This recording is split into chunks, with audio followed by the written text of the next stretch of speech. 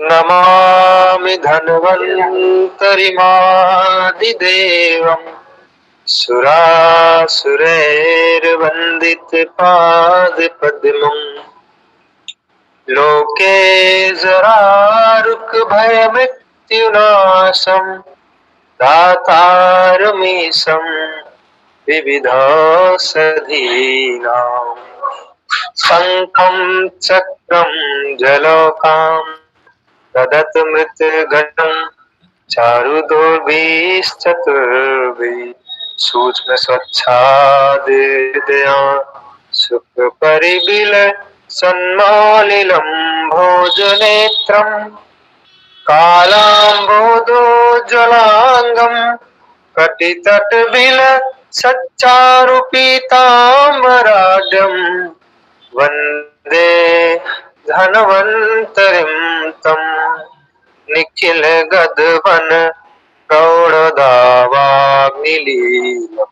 Page number 15 से पढ़ेंगे जी। Page number 15 पे रोग एवं आरोग्य के कारण, यहाँ से पढ़ना है जी। ठीक है गुरुजी। रोग एवं आरोग्य के कारण काल, अर्थ तथा कर्म के हीन योग, मिथ्या योग एवं अति योग रोग या रोगों की उत्पत्ति में एकमात्र कारण होते हैं तथा काल, अर्थ और कर्म का सम्यक योग आरोग्य स्वस्थ रहने का एकमात्र कारण होता है। वक्तव्य भी पढ़ूं? हाँ, वक्तव्य में पेज नंबर 15 और 16 पे पढ़ रहे हैं जी।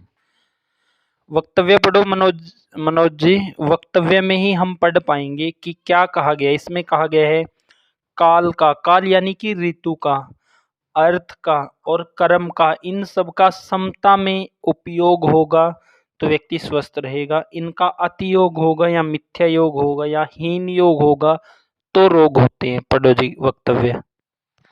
गुरुजी, द्रव्य के गुणों का वर्णन तो रह गया गुरुजी। ये कौन बोला है जी? दृष्टि से यह 3 प्रकार का होता है। ये कौन बोला है जी? द्रव का गुण किनका सवाल था? गुरुजी मेरा है, रविशंकर जी। रविशंकर जी, द्रव के ये 20 गुण हैं किसी भी द्रव के।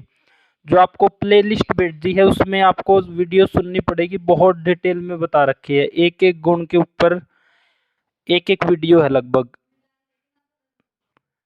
जो प्लेलिस्ट भेज रखी है वहां इसमें पूरा डिटेल में है जी। वक्तव्य। आयुर्वेदीय दृष्टि से यह 3 प्रकार का होता है। इसी को मौसम या मौसम भी कहते हैं। इसका विभाजन इस प्रकार से किया गया है। नंबर 1 शीतकाल, नंबर 2 उष्ण काल, नंबर 3 वर्षा काल। इन कालों के समूह को वर्ष, वत्सर या संवत्सर कहते हैं। यहाँ इन्हीं तीनों कालों से संबंध है। इन कालों में क्रमशः शीत, उष्ण, वर्षा का अधिक होना अति योग, थोड़ा होना हीन योग, अपनी सीमा के विपरीत होना मिथ्या योग है। इसमें इस पॉइंट में कहा गया है जी रोग एवं आरोग्य का कारण, यानी कि रोग क्यों होते हैं और आरोग्य को कैसे स्थापित रख सकते हैं हम। तो इसमें कहा गया है काल का, अर्थ का और कर्म का सम्यक योग होना। जैसे कि इसमें काल बोला गया है ऋतु को, यानी कि ऋतुओं का यहाँ पे मेनली मौसम के अनुसार 3 प्रकार का निर्धारण है। एक शीतकाल, सर्दियां पड़ती है, दूसरा उष्ण काल, गर्मियां पड़ती है और तीसरा वर्षा काल जी। अब ऋतु का, जिस ऋतु में जैसा मौसम होना है वैसा ना होकर, उस प्रकार का ना होकर उसमें बिगाड़ होना वो रोग कारक होता है। जैसे कि जी वर्षा ऋतु में अत्यधिक वर्षा होना तो ये रहेगा उस ऋतु में अति योग, और वर्षा ऋतु में कम वर्षा होना वो रहेगा हीन योग जी। और वर्षा ऋतु के दिनों में सूखा पड़ जाना वो होगा मिथ्या योग जी। यानी कि जैसा मौसम है उस तरह का मौसम ना होना। अब वर्षा ऋतु में वर्षा अत्यधिक होगी, वो भी नुकसानदायक है। इसी प्रकार शीत ऋतु में शीत अत्यधिक होगी, बिल्कुल ही माइनस में टेम्परेचर चला जाएगा। तो वो क्या करेगा जी, जो वात और कफ के हैं उनके लिए भयंकर समस्या पैदा कर देगा। उनके अंदर शीत गुण को और बढ़ाकर शरीर में अकड़न, जकड़न, दर्द, कठोरता, ये सब चीज़ों को और भयानक रूप दे देगा। और शीत बिल्कुल ही कम होना, वो हो गया फिर उसका हीन योग जी। और शीत के दिनों में यानी ठंड के दिनों में भी ठंड ना होना, वो तो फिर विकृति ही है जी। आप देखते हैं कि जिस समय पे जिस तरह का मौसम है, जो ऋतु है, वैसा मौसम अगर ना हो तो वहाँ तो फिर व्याधियाँ बनती ही है, वहाँ तो फिर बीमारियाँ होती ही है जी, क्योंकि ऋतु के अनुकूल ऋतु का ना होना। जैसे आप सब देखते हैं कि इन 4 महीनों में हेमंत शिशिर में ठंड के महीने ठंड रहेगी जी। फिर आप देखते हैं कि वसंत ऋतु में अब गर्मी बढ़ना शुरू होगी तो कफ प्रकोप रहेगा। और फिर आगे ग्रीष्म ऋतु में सूर्य की तेज किरणों से पुरानी कफ की समस्या ऋतु प्रभाव से खत्म हो जाती है। अब मान लो यहाँ पे जैसे कि अब ये ऋतुएं एक दूसरे को बैलेंस भी कर रही है। अब 4 महीनों में ठंड पड़ती है तो ये किसको बैलेंस कर रही है, पित्त की पुरानी समस्याओं को। पित्त प्रकोप जो भयानक रूप से रहता है शरद ऋतु में, तो उसको कवर करती है जी, अपनी उन समस्याओं का खात्मा करती है हेमंत और शिशिर ऋतु, क्योंकि इन दिनों में भयंकर सर्दी पड़ती है। और इन दिनों में सर्दी ही ना पड़े तो पुरानी जो समस्याएं हैं वो ऋतु प्रभाव से जो खत्म होनी है वो चलती ही रहेगी या विकृति वहाँ बनी रहेगी जी। इसी प्रकार इन दिनों में कफ का संचय होगा, अगली ऋतु में प्रकोप होगा, उससे अगली ऋतु में ऋतु प्रभाव से वो अपने आप खत्म हो जाते हैं। कई बार हम देखते हैं कि गर्मियों में प्रॉपर गर्मी ना पड़े। एक बार आप देखेंगे कि जिस समय 2020 में वो सिस्टम चला था, उस समय में थोड़ा सा डिले था जी, चीज़ें लेट तक हो रही थी। उस समय इतना मई तक भी वो बात नहीं थी गर्मी की। तो समय पे ऋतु का आना, एक ऋतु का समय पे चले जाना, अगली ऋतु का समय पे आना, वो भी शरीर में बीमारियों को कम करता है जी। जैसे हेमंत शिशिर की बीमारियां वसंत में होती है, वसंत की समस्याओं को ग्रीष्म ऋतु खत्म करता है जी। हेमंत शिशिर ने खत्म किया है पित्त की समस्याओं को। तो ऋतु परिवर्तन होना और समय पे सही ऋतु का होना भी, वो भी स्वास्थ्य के ऊपर निर्भर करता है। तो इसमें कहा गया है कि शीतकाल के दिनों में शीत अत्यधिक पड़ना वो भी रोग कारक है, बिल्कुल ही ना पड़ना वो भी रोग कारक है। समता में रहेगी तो वो शरीर के लिए अच्छा है जी। वही बात उष्ण काल पे लागू हो गई है, वही वर्षा काल पे जी। आगे पढ़ो जी, अर्थ के बारे में क्या कहा गया है। अर्थ, श्रोत्र आदि ज्ञानेंद्रियों द्वारा जिन जिन विषयों का ग्रहण किया जाता है उन्हीं को इस प्रकरण में अर्थ कहा गया है। इन अर्थों का अपनी अपनी इंद्रियों के साथ अधिक संयोग होना उनका अतियोग है, थोड़ा संयोग होना हीन योग है, और अनिष्ट कारक संयोग होने को मिथ्या योग कहते हैं। इसका क्या मतलब हुआ मनोज जी, क्या कहा गया है इसमें सिंपल से शब्दों में। इसमें ये बताया गया गुरुजी, जैसे कि कान का उदाहरण जैसे दिया गया है सुनने का। वैसे तो अलग अलग इंद्रियां हैं, उनके अलग अलग काम है। जैसे नाक का काम है अपना गंध को ग्रहण करना, कान का है अपना ध्वनि को सुनना। तो गुरुजी कंफ्यूज है इसमें, आप ही बताओ, पूरा नहीं बता। सहयोग करना चाहता हूँ जिनका।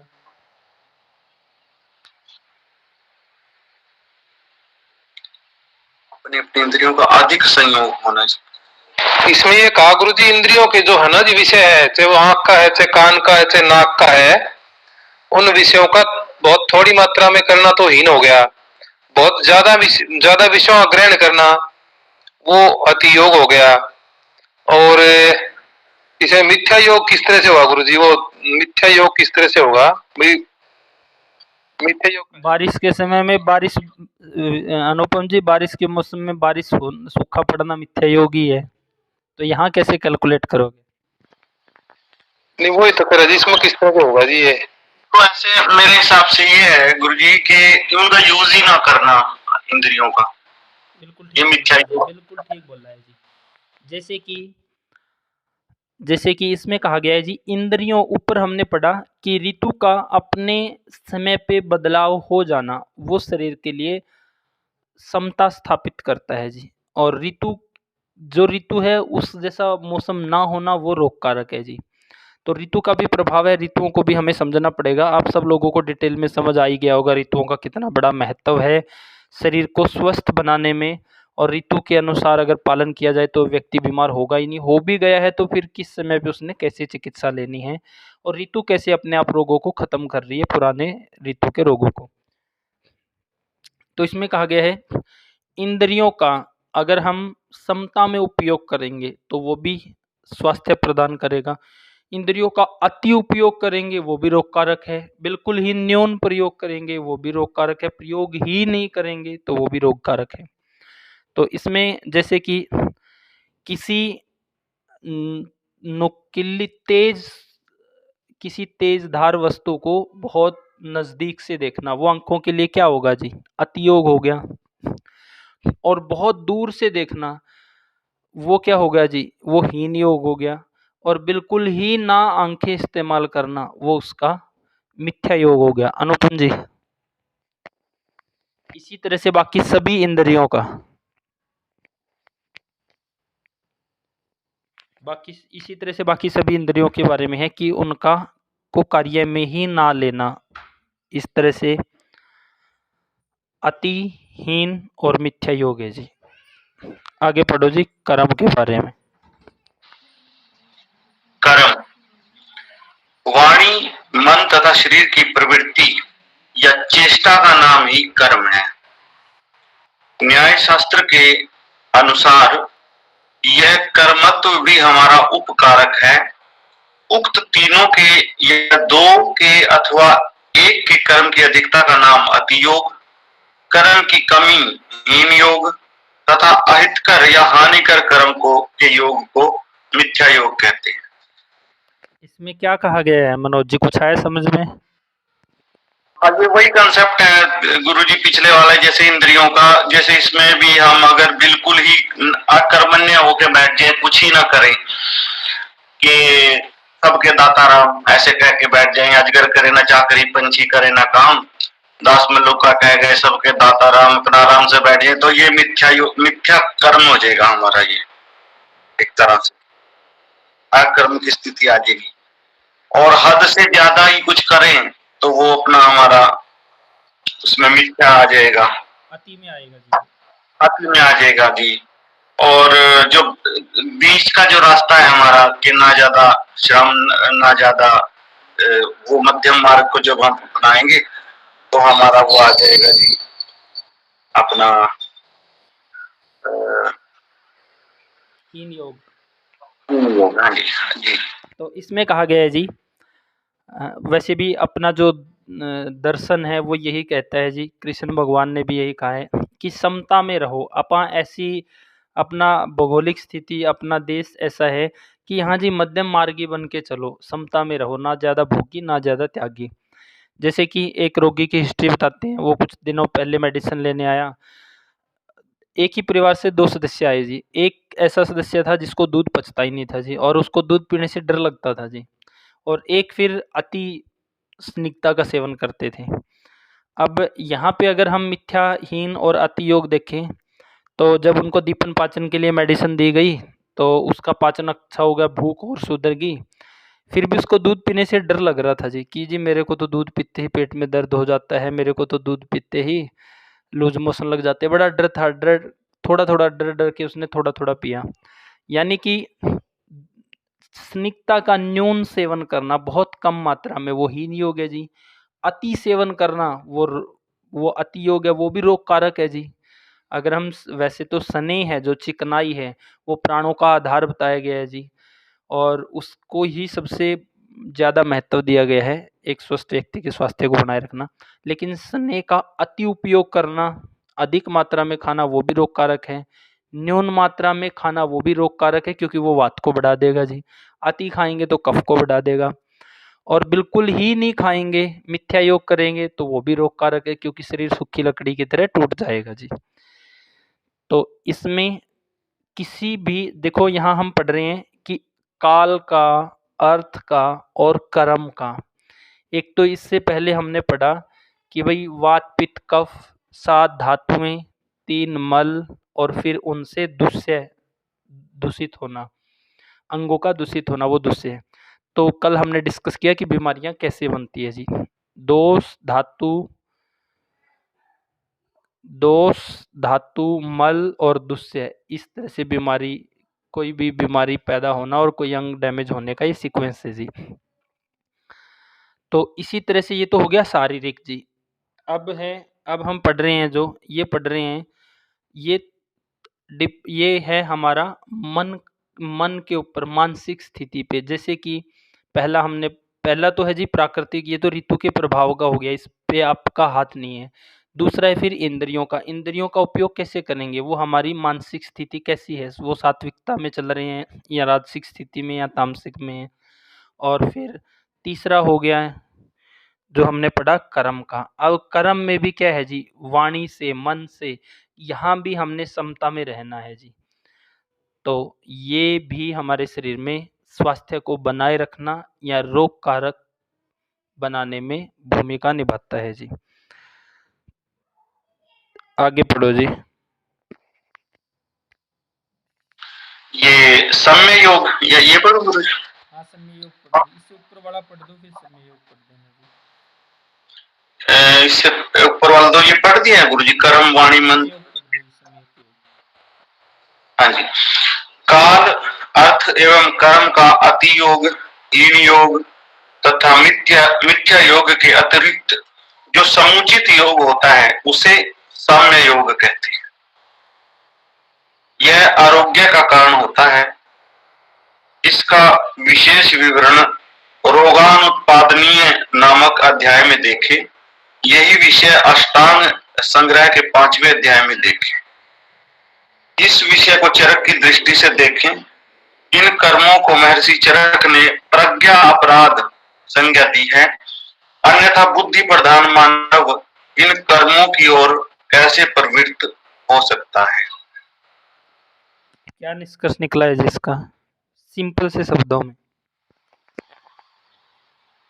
मेरी समझ में तो यह आया गुरुजी, जैसे कि ये सारी चीजों का बैलेंस जो मनुष्य को बनाना चाहिए और ये कर्मों के ऊपर आधारित हो जाती है सारी बात। ये तो अगर कर्म सही नहीं होंगे तो फिर जो बुरे कर्म करने से जैसे कि हमें उनके फल भोगने पड़ते हैं, चाहे वो स्वास्थ्य के हिसाब से देख लें, चाहे हम और कोई ऐसे कार्य करें तो उनके जो फल हमें भोगने पड़ते हैं, तो उन्हीं को प्रज्ञापराध कहा गया है। और अगर ये बात ना बताई जाए तो इंसान अपने में सुधार नहीं ला सकता।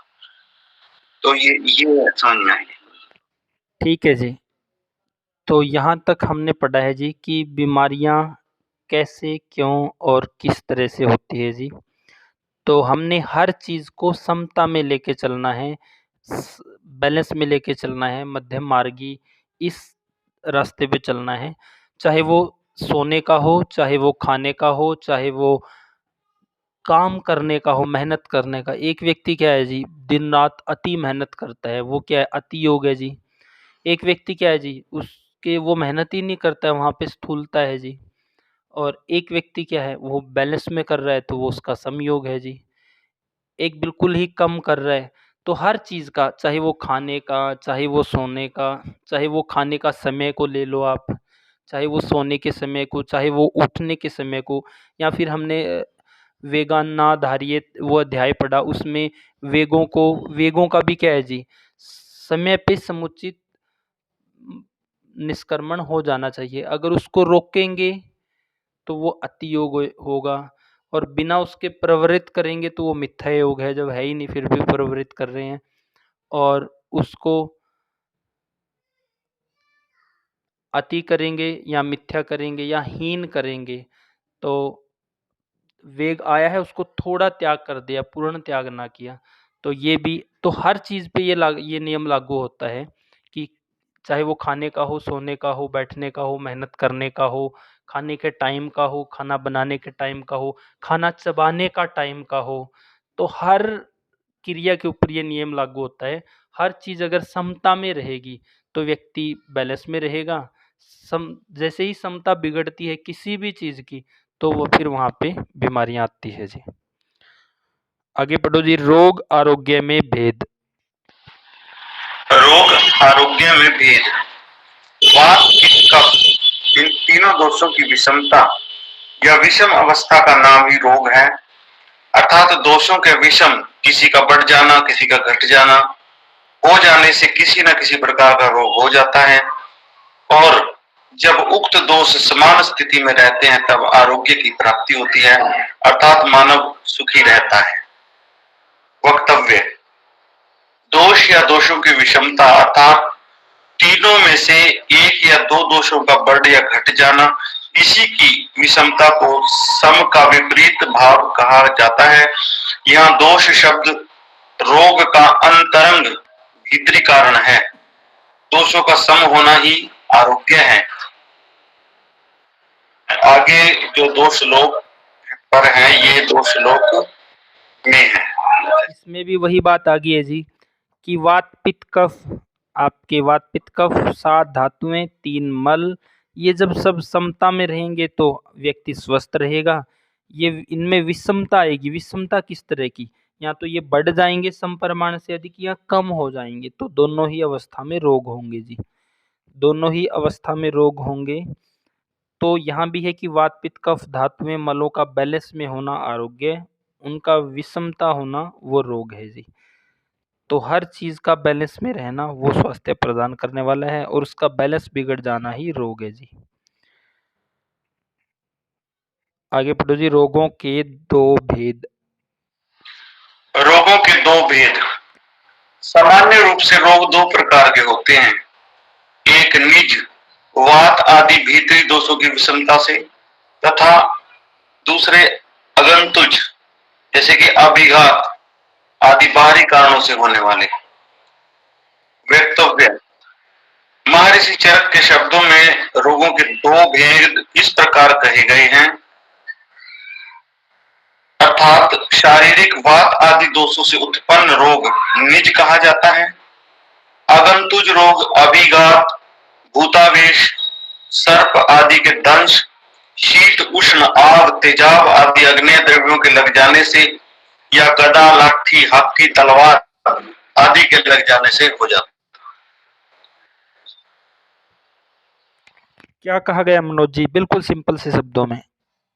इसमें यही है जी, जो भीतरी बीमारियां हैं हमारी अंदर से जो पैदा होती हैं, ये तो वात पित्त कफ के असंतुलन से पैदा होती है। सीधा सीधा बात है, ये तो समझ ही चुके हैं सब। इनको हम अपना भीतरी रोग बोलेंगे जो हमारे अंदर से पैदा होते हैं। और दूसरे हैं अपना अगंतुज, जो कि बाहर से, जैसे किसी में भूत प्रवेश कर गया या सर्प ने काट लिया या उसको किसी ने हाथी डंडों से हमला कर दिया उसके ऊपर पूरी तरह से, तो ये बाहर से आने वाले रोग हैं ये। ठीक है जी। तो यहाँ हम पढ़ रहे हैं कि रोग क्यों पैदा होते हैं, पीछे हमने यही पढ़ा इस पूरे अध्याय में लगभग। तो यहाँ पे कहा गया है कि जी रोग 2 प्रकार के, एक अंदर शरीर से पैदा होने वाले, दूसरे बाहर से आने वाले। कोई एक्सीडेंट हो गया है, चोट लग गई है, किसी जहरीले जानवर ने काट लिया है, तो 2 प्रकार के रोग ये बोले गए हैं, एक शरीर से पैदा होने वाले, एक बाहर हमें प्रकृति से आने वाले रोग। 2 प्रकार के रोग आगे अगले पॉइंट में पढ़ेंगे कि 2 प्रकार के रोग, एक जो शरीर से पैदा हो रही है, दूसरा मन से। पहले वाला में तो हमने पढ़ा एक अपना शरीर से पैदा हो रहा है, दूसरा प्रकृति से आ रहा है हमें। और अगले पॉइंट में पढ़ेंगे 2 भेद आगे है रोगों के, आगे भी 2 भेद है, लेकिन दोनों ही शरीर से पैदा हो रहे हैं, लेकिन एक शरीर से और एक मन से। आगे पढ़ो जी। 2 प्रकार के रोगाधिष्ठान, रोगों के अधिष्ठान आश्रय स्थान भी 2 होते हैं। पहला है काय मतलब शरीर और दूसरा है मन। वक्तव्य, प्रथम भेद से होने वाले रोगों का अधिष्ठान काया है। वे रोग ज्वर, रक्तपित्त, कास, श्वास आदि हैं। दूसरे भेद से कहे जाने वाले रोगों का अधिष्ठान मन है। इससे संबंधित रोग मद, मूर्छा, संन्यास, ग्रहारिष्ट, भूतोन्माद, अपस्मार, राग, द्वेष, अधिष्ठान अर्थात जिसमें रोग टिकते हैं। इस दृष्टि से भी कायिक एवं मानसिक दो प्रकार के रोग होते हैं। अब यहाँ शंका यह होती है कि शारीरिक रोगों की उत्पत्ति में प्रकोपित वात आदि दोष कारण कहे गए हैं। मानस रोगों की उत्पत्ति में किसे कारण माना जाएगा? इसी के समाधान के लिए ये कहा जा रहा है। ठीक है जी, क्या निष्कर्ष निकला है मनोज जी? देखो गुरु जी, फिर वही बात आके घूम फिर के देखो, जो काया के रोग हैं हमारे, ये तो सीधे सीधे वात पित्त कफ के उससे पैदा होते हैं। और इसमें आता है ज्वर आ जाता है, इसमें जैसे खांसी है, श्वास है, दमा है, ये तो सीधे सीधे हमें पता चल जाते हैं भाई ये रोग हैं इसको।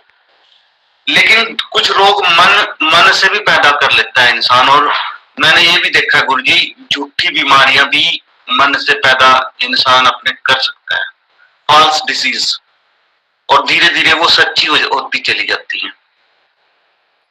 तो इस प्रकार से इनमें ये आ गया, जैसे मूर्छा है, बहुत ज्यादा उसका मन परेशान है किसी चीज से तो मूर्छा। अच्छा गुरु जी, संन्यास मतलब संन्यास भी बीमारी में आता है क्या? संन्यास संन्यास किसको बोलते हो आप? गुरु जी, संन्यास तो यही है कि अपना घर बात छोड़ के कुछ लोग ले लेते हैं संन्यास। ये वाला संन्यास नहीं है वो।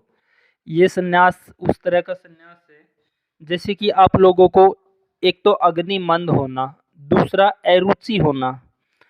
तो अग्निमंद में तो क्या है जी, सिस्टम डैमेज ही हो गया है, मतलब आप बीमार पड़ गए हैं। और अरुचि में क्या है, इच्छा तो है, अंदर से महसूस तो रहा है लेकिन खाया नहीं जा रहा है जी। तो ये वो वाला संन्यास है जी, जिससे क्या है, मतलब एक तरह से अरुचि हो गई है किससे, जीने के प्रति, मतलब मज़ा नहीं रहा है, रोमांच नहीं रहा है जीवन का। तो ये वो वाला संन्यास है जी। मतलब सरेंडर कर दिया आपने। हाँ जी। हाँ जी। और ग्रहारिष्ट, भूतोन्माद, मतलब भूत प्रेत का वो मन में वहम हो जाना, भाई यहाँ भूत है, प्रेत है। अपस्मार, राग, द्वेष, किसी से जलना बिना बात के, तो ये सारे मानसिक रोग हैं गुरु जी। और इन्हीं के बारे में अपना ये बात कही गई है कि भाई वो रोग तो चलो बात प्रकोपित होने से हो जाते हैं, लेकिन ये इनकी उत्पत्ति का कारण क्या होगा, यही समाधान करना है बस। ठीक है जी, बहुत अच्छा बताया। देखो, इससे पिछले पॉइंट में हमने पढ़ा रोग के दो भेद, एक शरीर से पैदा होने वाला, दूसरा आगंतुक। अब जो शरीर से पैदा हुआ है उसमें हमने लाइन ऑफ ट्रीटमेंट क्या रखना है जी, कैसे विचार करेंगे हम नई वैद्य चिकित्सा के लिए कि इनमें क्या विचार करें। वहाँ हम बीमारी देखेंगे, बीमारी को अच्छे से नोट डाउन कर लेंगे, फिर उसका लाइफस्टाइल देखेंगे, उसमें हम देखेंगे इसके हेतु क्या चल रहे हैं, उसकी पूरी दिनचर्या से पता चलेगा। पिछली थोड़ी पीछे की हिस्ट्री देखेंगे, क्या इसको बार बार बुखार आता है, ऋतु को हमने समझ लिया है, ऋतु के अनुसार देखेंगे कि क्या ये ऋतुचर्या का पालन कर रहा है या ऋतु के अनुसार दोषों का संचय होकर प्रकोप काल में ये फिर से बीमार पड़ रहे हैं। तो ये हिस्ट्री देख के उस हिसाब से अपन लाइन ऑफ ट्रीटमेंट देखेंगे। ये डिपेंड करेगा कि अग्नि कितने डैमेज है, दोष कितने अधिक बढ़े हुए और कितने टाइम से वो बीमार है जी। उसके आधार पे डिसाइड होगा कि कितने टाइम में उस रोगी को हम ठीक कर पाएंगे या रोगी कितने टाइम में ठीक होगा, कितना उसका लाइन ऑफ ट्रीटमेंट चलेगा, कितने समय तक। दूसरा था आगंतुज। आगंतुज में क्या है, आगंतुज में हमारा लाइन ऑफ ट्रीटमेंट क्या रहेगा, वो देखना पड़ेगा कि जो बाहरी प्रभाव है उसका कहाँ तक कितना इफेक्ट गया है जी। तो इसमें बाहरी चीज़ के बारे में, बाहरी जिसने भी उस पर अटैक किया है, किसी जहरीले जानवर ने, कोई एक्सीडेंट हो गया है, कट गया है, कुछ भी हो गया है, तो वो उसके आधार पर लाइन ऑफ ट्रीटमेंट रहेगा। आगे ये दो भेद बताए गए हैं, एक शरीर से पैदा होने वाले रोग, एक मन से पैदा होने वाले रोग। इसमें कई बार क्या होता है जी, मान लो किसी व्यक्ति को कोई बीमारी है, अब वो क्या है, शारीरिक रोग है जी, वो बीमारी इतनी लंबी चल जाती है, लंबी चल जाती है, मतलब वो हर तरह की चिकित्सा करने के बाद भी ठीक नहीं होती। तो उस व्यक्ति को वो बीमारी से इतना परेशान हो गया है, तो उसको मानसिक रोग हो जाता है जी, क्योंकि वो उसे कोई समाधान ही नहीं मिल रहा है। आप देखते ही हैं ना, जब जब किसी समस्या का समाधान ना मिले तो दिमाग में स्ट्रेस हो जाती है जी, फिर वो मानसिक रोगी है। तो कोई बीमारी इतनी लंबी चल गई है जिसने जीना हराम कर दिया है रोगी का, और उस बीमारी की वजह से उसको स्ट्रेस हो गया, तो शारीरिक व्याधि की वजह से मानसिक समस्या उसको बनी है जी, एक पॉइंट। दूसरा, कई बार आप देखते हैं कि किसी रोगी में सब कुछ ओके है जी, अचानक से कोई इंसिडेंट हो गया है, किसी प्रियजन की डेथ या कुछ भी हो गया है, तो उसके बाद क्या है, वो भय, शोक, चिंता इनमें रहने लगता है।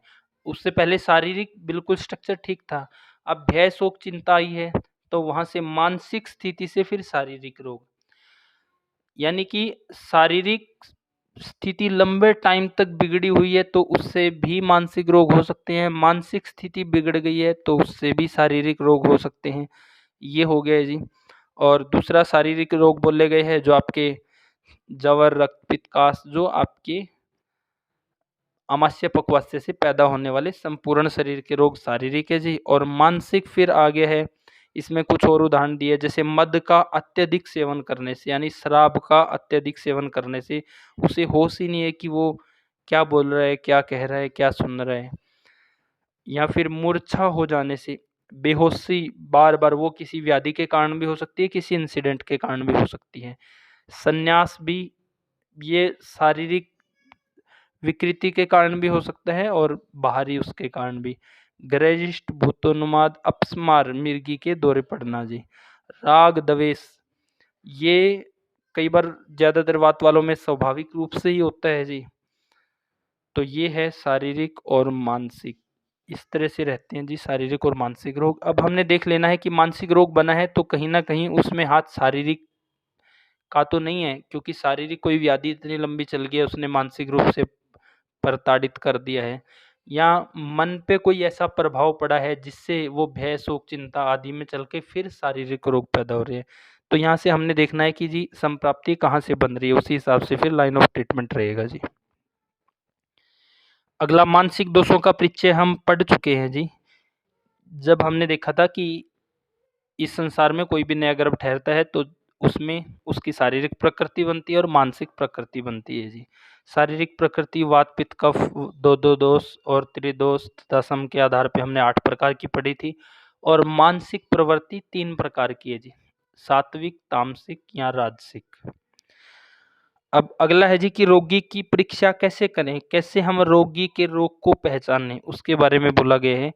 अब आ रहे हैं जी धीरे धीरे कि रोग को कैसे हमने डायग्नोस करना है। अब तो इसमें पढ़ो जी, रोगी की परीक्षा। दर्शक, गुरु जी, एक सवाल कर सकता हूँ? जैसे सन्यास के बाद में गृहारिष्ट है, तो ये गृहारिष्ट मतलब थोड़ा क्लियर नहीं होगा। शायद बीच में आपने क्लास नहीं लगाई है, एक दिन तो शायद ये पूरी क्लास इसके ऊपर ही ली थी गुरदर्शन जी ने और विक्की जी ने। विक्की जी और गुरदर्शन जी, आप कुछ बोलना चाह रहे हो इसके ऊपर, इनके सवाल के जवाब में?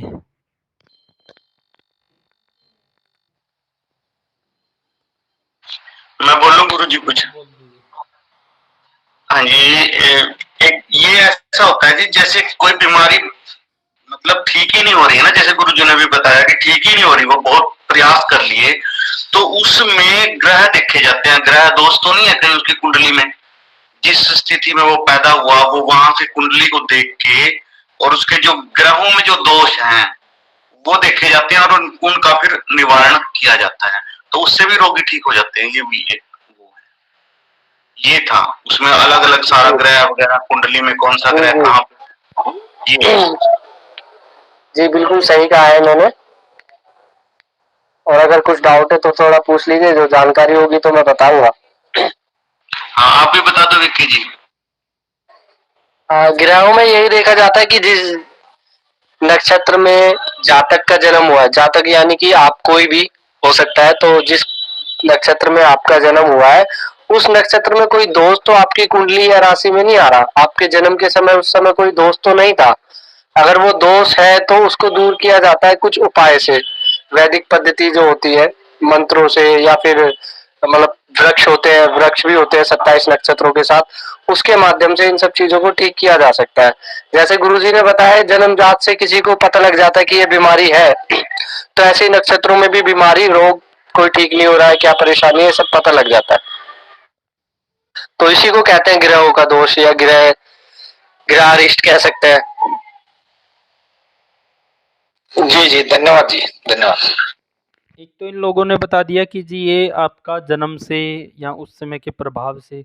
दूसरा बाद में भी जी, बाद में भी जैसे हमने पढ़ा था कि शुभ दिनों में अशुभ कार्य करने से, पवित्र दिनों में अपवित्र कार्य करने से, जिन दिनों में जिन कार्यों की मनाही है उस तरह के कार्य करने से भी ग्रह दोष हो जाते हैं। ये ठीक है कि गलत है विक्की जी?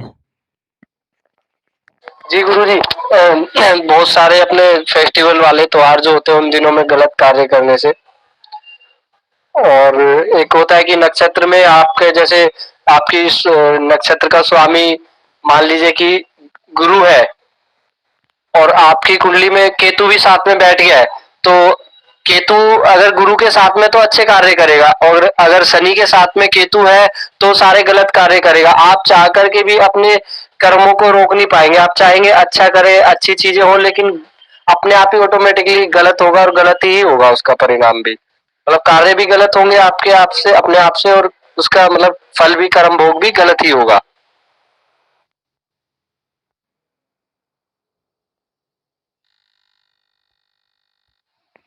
ठीक है जी, आगे पढ़ो मनोज जी। रोगी की परीक्षा। दर्शन स्पर्शन प्रश्नय परीक्षेत च रोगिणा। रोगी की परीक्षा। दर्शन देखना, स्पर्शन हाथ आदि से छूकर देखना, तथा रोग संबंधी विविध प्रश्न पूछकर रोग से पीड़ित शरीर वाले की परीक्षा करनी चाहिए। आपके सामने 3 रोगी खड़े कर दिए मनोज जी, तो आप कैसे डिसाइड करेंगे? आप देख के क्या डिसाइड करेंगे? आप स्पर्श करके क्या डिसाइड करेंगे? कैसे रोग को पहचानेंगे? देख के तो गुरु जी उसका ये देखूंगा कि ये वात का है, पित्त का है, या ये कफ का। क्या चीज देखोगे उसमें? देखिए वात में तो सीधा सीधा होगा, कृशकाय होगा, वजन कम होगा उसका, हाइट कम होगी, और इस तरह के लक्षण उसमें दिखाई देंगे। ये तो हो गया उसका शारीरिक स्ट्रक्चर, ठीक है जी। और फिर उसका कफ वाले का वो हेल्दी होगा जी थोड़ा सा, और थोड़ा सा शरीर में उसके मतलब मांस मज्जा अच्छी होगी, और हाइट वगैरह ठीक होगी उसकी, तो ये देख के पता चल जाएगा। और भी बहुत सारे प्रश्न हैं इनसे रिलेटेड, वो भी पूछ के मतलब इससे ज्ञात हो जाएगा कि हाँ ये कौन सी प्रकृति का है। देखने में और क्या क्या चीजें देखोगे आप देखने में? और क्या क्या देखेंगे, और उसकी आंखें देख सकते हैं गुरुजी, जीवा देख सकते हैं उसकी।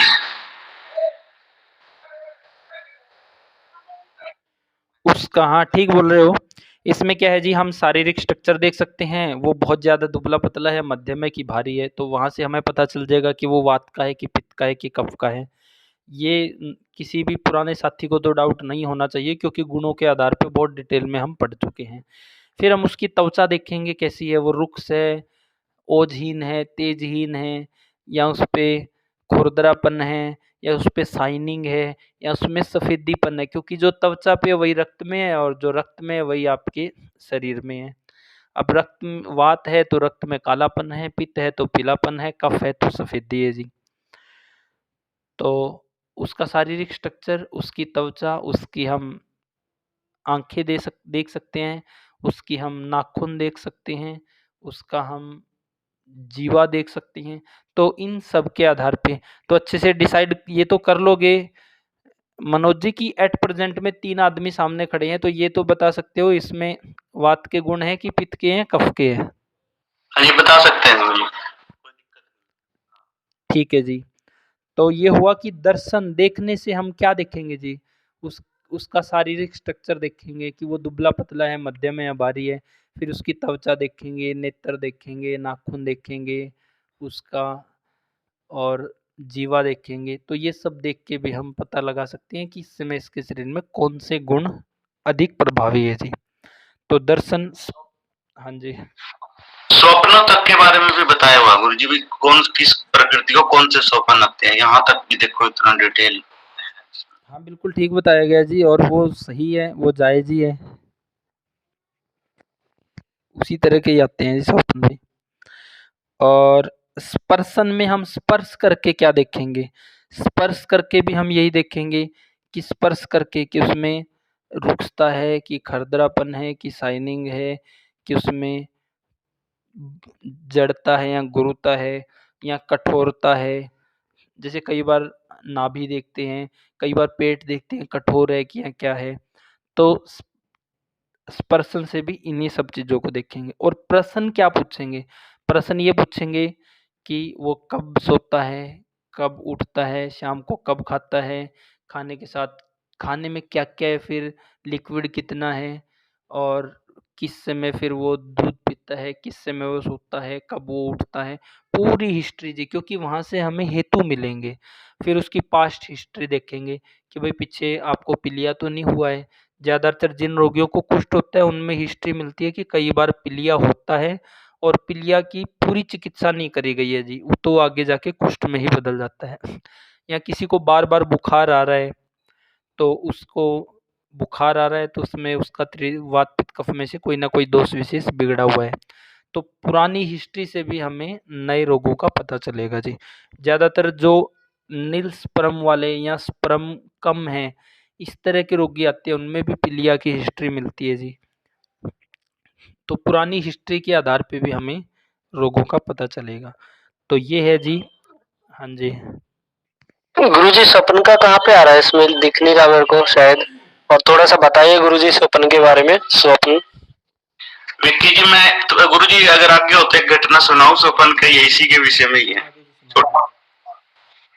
इसमें ऐसा हुआ जी, मुझे जब मैं आयुर्वेद का मुझे नहीं कुछ आता पता था, तो मुझे सपने आते थे पानी के, समुद्र दिखता था, नदियां दिखती थी, बड़ा भारी पानी नजर आता था मुझे। तो मैं ज्योतिषी के पास गया और एक दो जनों के पास और गया कि इतने पानी के सपने मुझे, इतने भयंकर पानी, समुद्र, नदियां, ये क्यों मुझे सपने आ रहे हैं? तो कोई ज्योतिषी कुछ बताए, कोई कुछ बताए, कोई कहे ये उपाय करो, कोई कहता है ये चीज भारी है तुम्हारे ऊपर। तो गुरुजी अब आयुर्वेद को पढ़ने लगे तो पता चला कि कफ प्रकृति है मेरी, और उस वजह से ही ये पानी के सपने अक्सर मुझे आते थे। तो अब जाके उस समस्या, उसका समाधान मुझे मिला ये करके। मैं बोलूं गुरुजी कुछ? हाँ, बोलो जी, बोलो। सपने 8 प्रकार के होते हैं, और सपने हमारे विचारों से, दिनचर्या से, हमारे जीवनचर्या से, रोजाना की सारी चीजों से जुड़े हुए होते हैं। कुछ कुछ सपने ऐसे भी होते हैं जो भूतकाल में, मतलब कि हमने कुछ कार्य करने की योजना बनाई हो और हम भूल गए हो, तो वो तब दिखाई देते हैं। और कुछ आने वाली योजना जो हम कर रहे होते हैं प्लान, लेकिन फिर भूल गए होते हैं, वो तब दिखाई देते हैं। कुछ कुछ हमारे दिमाग में जो विचार आते हैं, भूल जाते हैं, वो भी दिखाई देते हैं।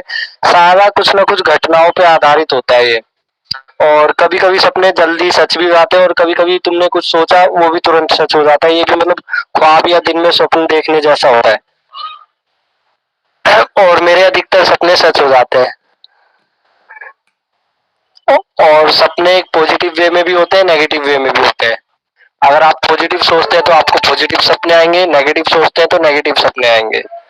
और सपनों की भी एक अलग दुनिया होती है। अगर सपने हम ना देखें तो हमें नींद बिल्कुल भी नहीं आ सकती। सपने जो हम देखते हैं वो हम भूल जाते हैं, वो बात अलग है, लेकिन याद ना रहे। लेकिन सपने सभी को आते हैं और जरूर आते हैं। जी गुरुजी, इतना ही कहना था।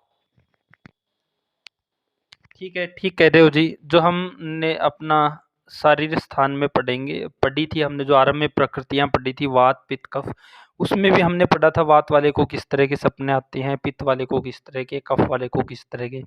फिर और डिटेल में जानकारी सारंगधर संहिता में भी बड़ी अच्छी है इसके बारे में, कि रोगी की अवस्था में किस तरह के सपने आते हैं, रोग की अवस्था में किस तरह के सपने शुभ है, कौन से अशुभ है, और वैसे सामान्यतः वात, पित्त, कफ वाले को कैसे सपने आते हैं। जैसी प्रकृति है, शरीर है, वैसी ही उसी के अनुसार ही दिन में घटनाएँ हैं, उसी के अनुसार फिर सपने हैं। तो सपने भी प्रकृति के अनुसार आना स्वाभाविक है जी। तो यहाँ पे हमने पढ़ा है जी रोगी की परीक्षा। परीक्षा कैसे करेंगे जी हम रोगी की?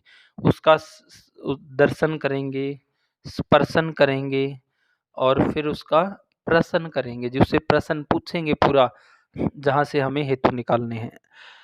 तो इस तरह से हम रोगी की परीक्षा शुरू करेंगे जी। आगे पढ़ो जी। वक्तव्य। सुश्रुत ने ततो प्रश्नेन चेती। प्रारंभ में रोगी देखने के संबंध में दूसरे किसी आचार्य का मत उद्धृत किया है कि दूत, लक्षण, शकुन तथा मंगल की अनुकूलता होने पर रोगी के घर जाना चाहिए। इस मत की सामान्य दृष्टि से उपेक्षा करते हुए वे कहते हैं रोग जानने के 6 उपाय हैं। 5 श्रोत्र आदि इंद्रियों से और 6ठा प्रश्न से। आचार्य पुनर्वसु रसना इंद्रिय के परीक्षा का विषय किसी को नहीं मानते, अर्थात रोगी के शरीर का रस यद्यपि रसना इंद्रिय द्वारा ग्रहण किया जा सकता है, परंतु इससे उसे अनुमान से ही जान लेना चाहिए। इसका प्रत्यक्ष उपाय से ग्रहण करना उचित नहीं। अतएव रोगी से पूछकर उसके मुख का स्वाद कैसा है ये जान लें। जूं यदि रोगी के शरीर से हट गई हो तो रोगी के शरीर को नीरस समझ लें। प्राय साफ सुथरे परिवार के रोगियों में यह लक्षण नहीं पाया जाता, तथापि रोगियों के शरीरों में यह लक्षण दिखलाई देता है। मक्खियों के बार बार शरीर पर बैठने से शरीर की मधुरता समझें। रक्त पित्त रोग में निकलने वाले रक्त की परीक्षा। क्या यह जीव रक्त तो नहीं निकल रहा? इसके लिए उसे कुत्ते या कौवे के सामने डालें। यदि प्राणी खा ले तो उसे जीव रक्त समझे, अन्यथा रक्तपित्त का दूषित रक्त समझे। इस प्रकार के अन्य रसों का भी अनुमान लगा लेना चाहिए। गुरु जी तो बड़ी कठिन परीक्षा है, उस हिसाब से नहीं, परीक्षा आसान भी तो है जी। आपने आरंभ में तो क्या करना है जी, रोगी का देखो आपने जो दर्शन, स्पर्शन, प्रश्न पूछे बिल्कुल आसान था। ये थोड़ा और डीप में जाते हैं। तो रोगी के शरीर का रस यद्यपि रसना इंद्रिय द्वारा ग्रहण किया जा सकता है, परंतु उसे अनुमान से ही जान लेना चाहिए। भाई रोगी के शरीर का रस कैसा मिलेगा? बिल्कुल सिंपल सा है मनोज जी। वात वाला है तो कैसा रस रहेगा शरीर में, तो हमें दूर से ही पता है वात वाले में कैसा रहेगा। और पित्त वाले में कैसा रहेगा वो भी पता है। कफ वाले में कैसा रहेगा वो शरीर देखने से ही पता चल जाएगा कि इसके अंदर कौन सा रस बलवान है। मनोज जी, कफ वाले के अंदर दूर से ही पता चल जाएगा कि मधुर रस बलवान है। वात वाले के अंदर दुबला पतला में कहाँ बलवान है मधुर रस। तो इसका प्रत्यक्ष उपाय से ग्रहण करना उचित नहीं है। अतएव रोगी से पूछकर उसके मुख का स्वाद कैसा है जान ले। यदि रोगी के शरीर से हट गई हो तो रोगी के शरीर को नीरस समझ ले। ठीक है, उसमें मधुरता की वो नहीं है। प्राय साफ सुथरे रोगियों में यह लक्षण नहीं पाया जाता, तथापि रोगियों के शरीरों में यह लक्षण दिखाई देता है। मक्खियों के बार बार शरीर पर बैठने से एक तो सफाई नहीं है जी वहाँ पे, दूसरा है कि मधुर गुण वहाँ पे, मधुर रस वहाँ पे बढ़ा है शरीर में। रक्तपित्त से निकलने वाले रक्त की परीक्षा कैसे करेंगे? गंदे रक्त अगर दूषित है तो उसको तो कौवा या कुत्ता भी नहीं खाएगा, शुद्ध को वो खाएंगे। तो शुद्ध रक्त है जो उसको रोकना जरूरी है उचित समय पे, अशुद्ध को निकल जाने देना चाहिए जी। तो ये है जी की परीक्षा कैसे करेंगे।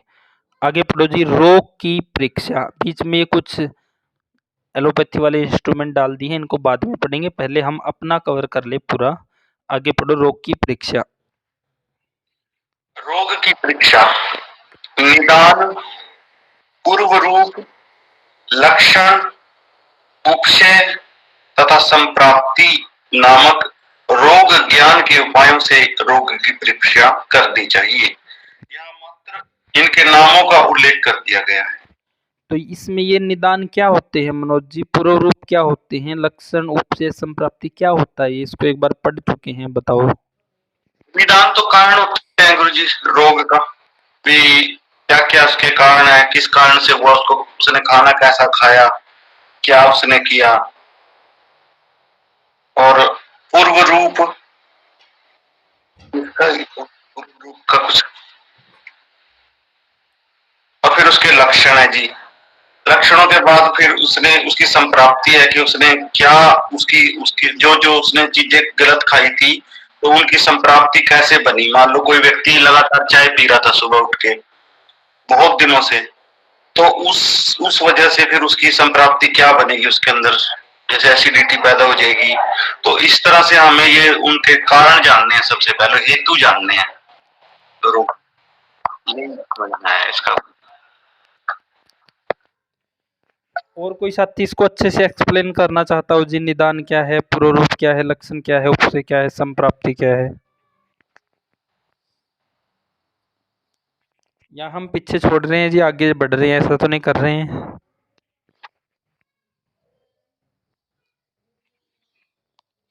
विक्की जी आप बताओ, निदान क्या है? अच्छे से एक्सप्लेन करो पूर्व रूप, लक्षण, उपसे, संप्राप्ति को।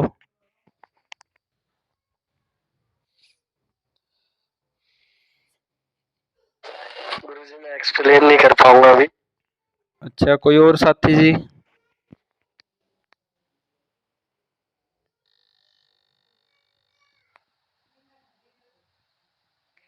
मोनू जी?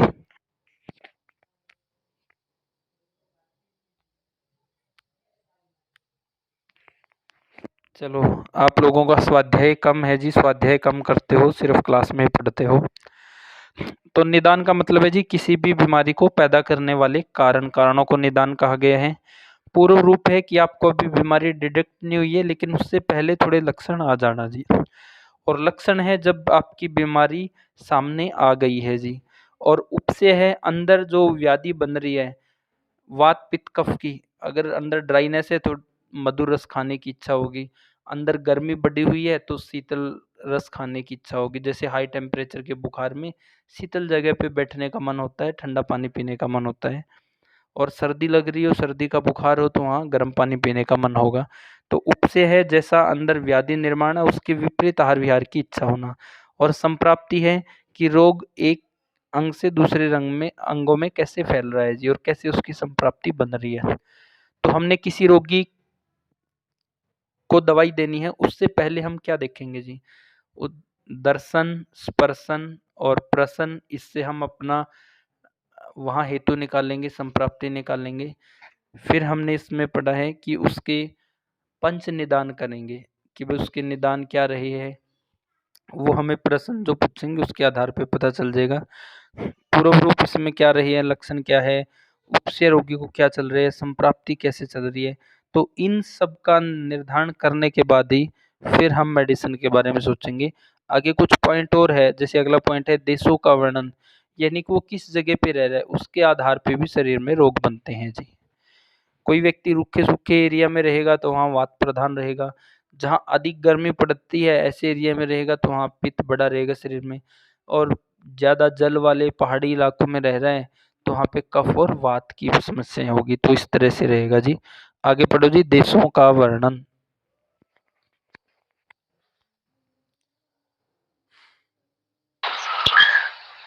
भूमि देश का वर्णन, ये बात। हाँ, उससे पहले है देशों का वर्णन, नीचे रोगी की परीक्षा, जो आप रोग की परीक्षा पढ़ी थी इससे नीचे वाला पॉइंट जी। देशों का वर्णन ये है ना, देश भेदों का वर्णन। आयुर्वेदीय दृष्टिकोण के अनुसार देश दो प्रकार का होता है, भूमि देश और देह देश। शरीर के विभिन्न अवयवों को यहाँ देह देश कहा जाता है। भूमि देश का वर्णन आगे किया जा रहा है। वक्तव्य, आयुर्वेद शास्त्र में प्रधान महत्व निदान एवं चिकित्सा का ही है। यहाँ ग्रंथ का सूत्र रूप में विषयों का वर्णन कर आगे यथास्थान इन विषयों का विस्तृत विवेचन करेंगे। यह उनकी अपनी शैली है।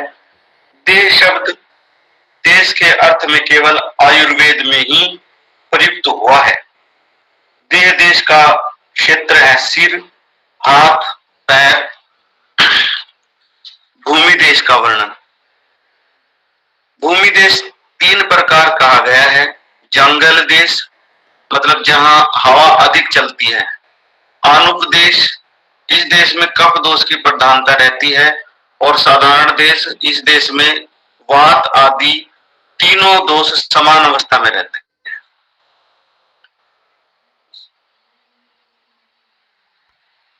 ठीक है जी, आगे भी पढ़ो, नीचे पढ़ दो अब आप। जंगल देश, जंगल आरब देश, साधारण देश। हाँ जी, नंबर 1 जंगल देश, ये रूखा सूखा मरुस्थल जैसे भारत का बीकानेर तथा जैसलमेर क्षेत्र तथा बाहरी प्रदेश अरब, अफ्रीका प्राय ये जल तथा वृक्ष रहित देश हैं। यहाँ पित्तज, रक्तज एवं वातज रोग अधिक होते हैं। क्यों होते हैं ये रोग मनोज जी, क्या कारण है इसका? एरिया सूखा है गुरुजी, बहुत ज्यादा, और गर्म हवाएं चलती हैं क्योंकि वृक्ष तो है नहीं। गर्मी बहुत ज्यादा तपता है रेत, तो इस वजह से पित्त बढ़ जाता है बॉडी के अंदर, और रक्त वाले रोग ज्यादातर हो जाते हैं, फुंसियां, फोड़े और रक्त से संबंधित रोग। और वायु बहुत ज्यादा बढ़ जाती है, उससे गर्मी की वजह से अपना प्रकोप दिखाती है। तो इस गर्मी की वजह से वायु कैसे बढ़ती है मनोज जी? जैसे, हाँ, वर्षा तो वहां होती नहीं है, ये मैं गलत बोल गया। हाँ, गर्मी की वजह से वायु कैसे बढ़ती है?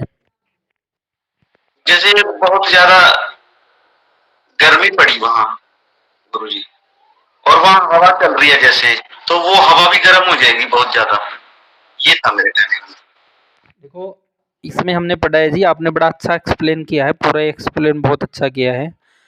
और इसके अनुसार वहाँ पे क्या है जी, पित्त के रोग हैं। क्यों? क्योंकि गर्मी अधिक है, गर्मी अधिक है तो पित्त के रोग है, पित्त के रोग है, पित्त बढ़ा हुआ है तो रक्त के रोग भी हैं। और जब पित्त और रक्त के रोग हैं, खासकर पित्त बढ़ा है, पित्त में क्या बढ़ा है जी, उष्ण गुण बढ़ा है, यानी और शरीर में गर्मी है तो उष्ण गुण क्या करेगा, और सुखाने का काम करेगा। जितना सूखेगा तो रुक्ष गुण बढ़ेगा, रुक्ष गुण बढ़ेगा तो वहाँ वात भी बढ़ेगा जी। जैसे जैसे शरीर में पित्त बढ़ता चला जाएगा तो वैसे वैसे शरीर में वात भी बलवान होता चला जाएगा जी। तो इसलिए इस एरिया में ये सब रोग हैं जी। अगला पढ़ो जी, अनुपदेश। अनुपदेश, विपुल जल तथा पर्वतों से युक्त देश जैसे कि आसाम, ब्रह्मा तथा बंगाल की खाड़ी, नदी नालों से व्याप्त भूप्रदेश, यहाँ कफज तथा वातज रोग अधिक होंगे।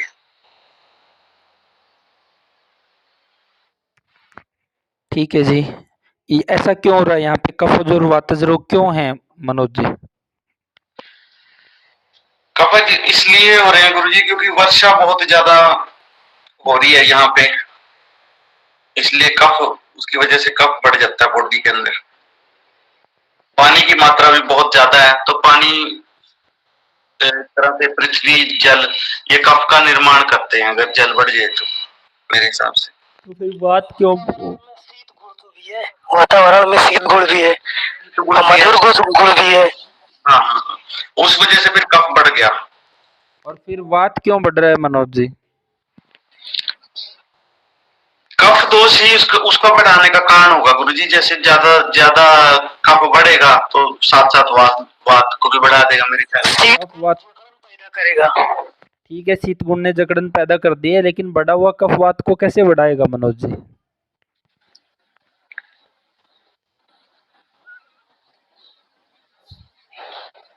मनोज जी, बढ़ा हुआ कफ वात को कैसे बिगाड़ेगा?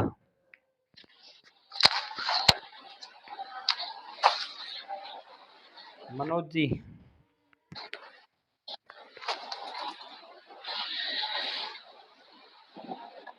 और जिसके अंदर आम आम बनेगा ना, जिसकी सड़न से ये समस्या हो जाएगी।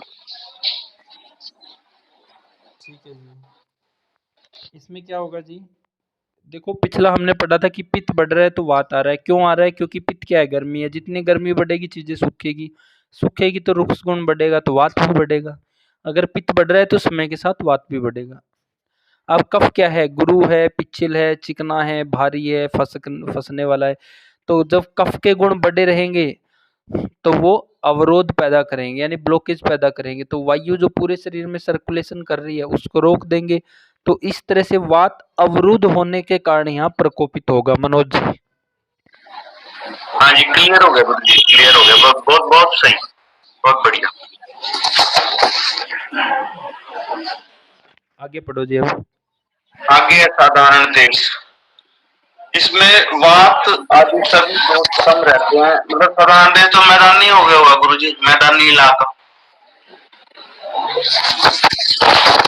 तो कम रहते हैं। अतः यहाँ रोग, अधिकांश रोग नहीं होते। फलतः यहाँ के निवासी अन्य देशवासियों की अपेक्षा स्वस्थ, सुंदर, सुडौल शरीर वाले तथा निरोग रहते हैं। जैसे कि उत्तर प्रदेश, पंजाब, हरियाणा का नाम नहीं डाला।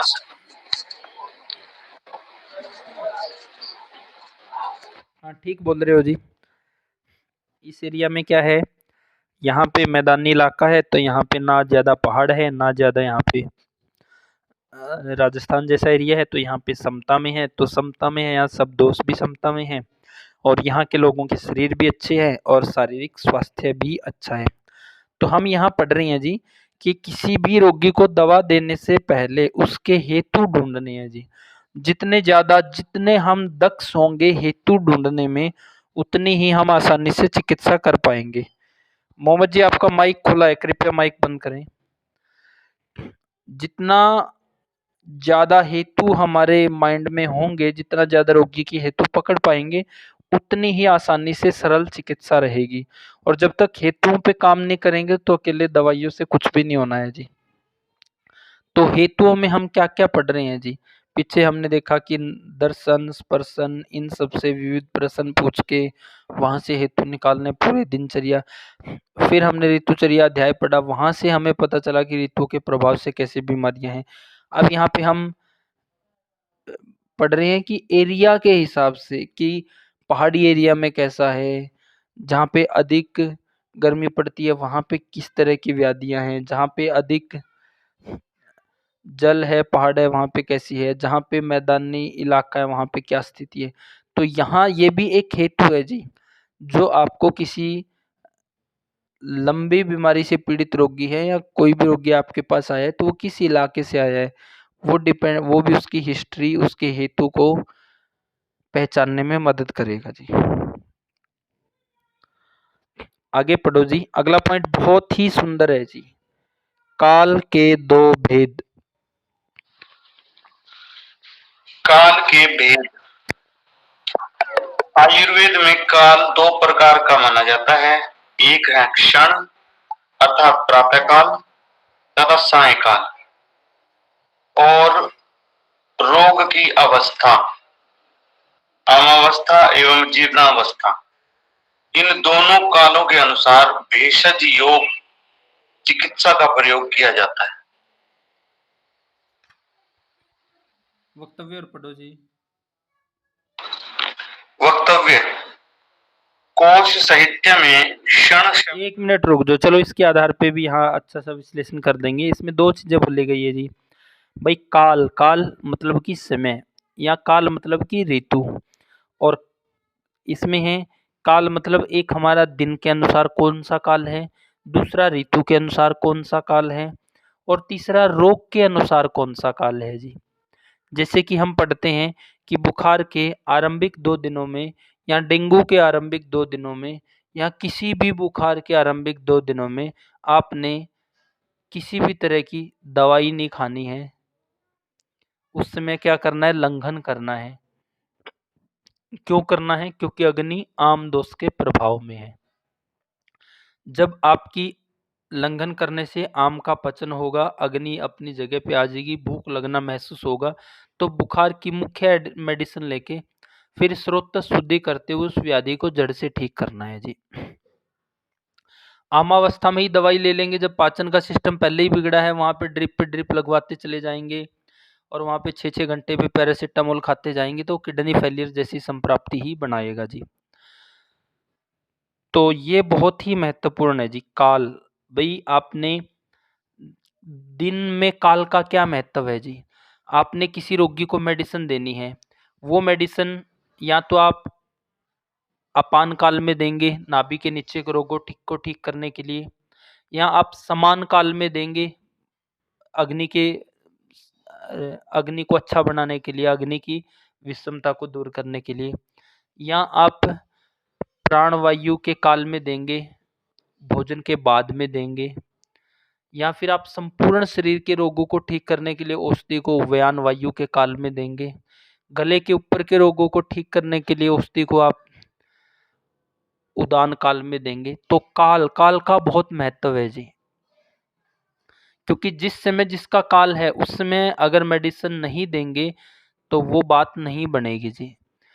तो अपान काल में नाभि के नीचे के रोगों को ठीक करना है तो उसके काल पे ही दवाई देनी पड़ेगी। प्राणवायु के रोगों को ठीक करना है तो उसके काल पे ही दवाई देनी पड़ेगी। समान वायु के रोगों को ठीक करना है तो उसके काल पे ही दवाई देनी पड़ेगी। व्यान वायु के रोगों को ठीक करना है तो उसके काल पे ही जी। तो ये तो हो गया दिन के हिसाब से। फिर ऋतु के हिसाब से हमने 6 ऋतुओं को बहुत डिटेल में पढ़ा है जी, कम से कम 10-20 दिन लगा के, कि उसके अनुसार औषधियों का कैसे निर्धारण करना है। जैसे कि ग्रीष्म ऋतु में जेठ आषाढ़ में हम कटुरस नहीं दे सकते, क्योंकि वो गर्म है जी। फिर वर्षा ऋतु में उससे पहले वाली ग्रीष्म ऋतु से पहले वाली वसंत ऋतु में हम मधुर रस नहीं दे सकते, क्योंकि उस समय कफ प्रकोप है जी। उससे पहले वाली ऋतु में हमने मधुर अम्ल लवण देना है, नहीं देंगे, रोगी को कम डाइट देंगे तो उसको शरीर है धातुओं को ही सुखाना शुरू कर देगा। उससे पहले वाली शरद ऋतु में हम रोगी को गर्म दवाइयाँ नहीं दे सकते जी। उससे पहले वाली ऋतु में हम रोगी को रूखी सूखी दवाइयाँ नहीं दे सकते।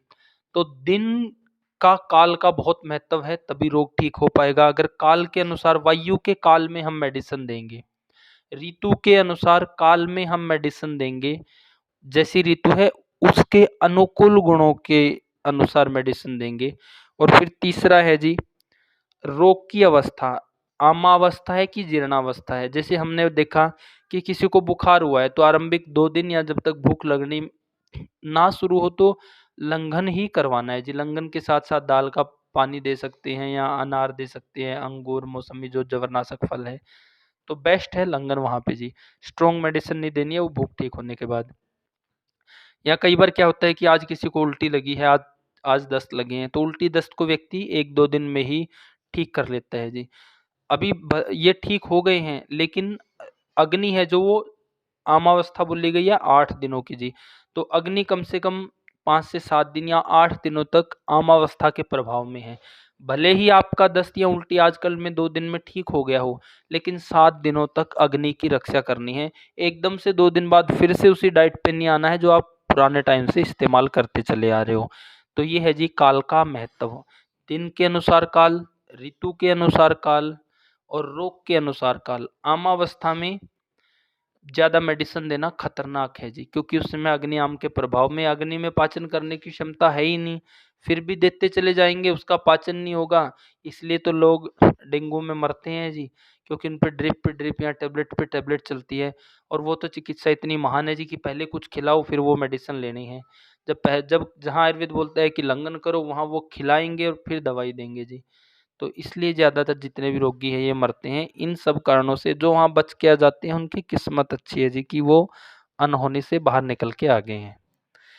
तो ये है जी काल का महत्व, ऋतु, दिन और रोग के अनुसार। जीर्णावस्था में 8 कोई भी आज समस्या बनी है, 1 मिनट जी, आज समस्या बनी है तो 8 दिनों तक वो आमावस्था के प्रभाव में है। उसके बाद भी समस्या है तो वो जीर्णावस्था में है। जीर्णावस्था में है तो फिर आपने उसमें ऐसी ही मेडिसिन देनी है जो दोषों का शमन करें या शोधन करें। अब सवाल करो गुलशन जी। भैया जी ये अपना एलोपैथी के रिलेटेड है ये वाले। जैसे जब दवाई देते हैं तो ये मरीज से पूछते हैं कि आपने कुछ खाया है, तो उसी समय उसको कुछ खिला देते हैं, उससे फिर उसके बाद दवाई देते हैं। ये क्या कारण रहता है इसमें भैया जी? भाई वो दवाइयाँ ऐसी है उनको खाली पेट नहीं दिया जा सकता है। लीवर किडनी पे तुरंत इफेक्ट करती है, तो डॉक्टर को भी पता है वो साइड इफेक्ट जल्दी कर देगी, तो इसलिए वो बोलते हैं पहले कुछ खा लो तो उस पर इफेक्ट कम होता है। जी भैया जी। अंग्रेजी दवाइयाँ गर्म भी काफी होती है ना, तो सबसे बड़ा कारण वो भी है, शरीर को शुष्क करेंगी और करेंगी। तो मेडिसिन को, हाँ जी गुरुजी एक मिनट, एक व्यक्ति ने कभी भी मतलब सादा जीवन जिया हमेशा, जैसे कि हमारे राजीव भाई ने बताया, तो उनके फॉलोवर है और यही दिल्ली में मतलब है, तो बहुत अच्छा उन्होंने जीवन जिया। एक दिन उनको अचानक से सर में दर्द हुआ थोड़ा सा हल्का सा, उन्होंने कोई नॉर्मल गोली ही डॉक्टर से स्टोर से ले ली और तुरंत गोली खाते उन लोगों की किडनी फेल हो गई। कभी उन्होंने जीवन में खाई नहीं, लेकिन अचानक ही ऐसा हुआ तो उन्होंने अचानक ही दवाई ले ली, अचानक ही किडनी फेल हो गई उनकी। और ये केस है उनका, मतलब कि ऐसे करके। क्यों हुई विक्की जी किडनी फेल?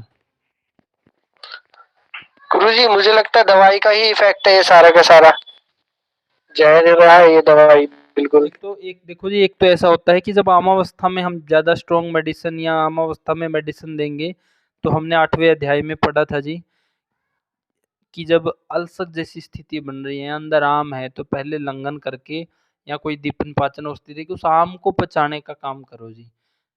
जिसे हमने पढ़ा था, अगर किसी को आम दोष के कारण सूल भी है तो आम की चिकित्सा करो, सूल की नहीं करनी है जी। तो आम का पचन करना है किसी भी कंडीशन में, जब तक आम है और फिर व्यक्ति दवाइयाँ खाएगा तो वो और विष बढ़ाएगी जी अंदर। इस तरह से ये संप्राप्तियां बनती हैं विक्की जी। ठीक है गुरुजी। तो ये काल वाला सबका क्लियर हुआ जी? काल वाला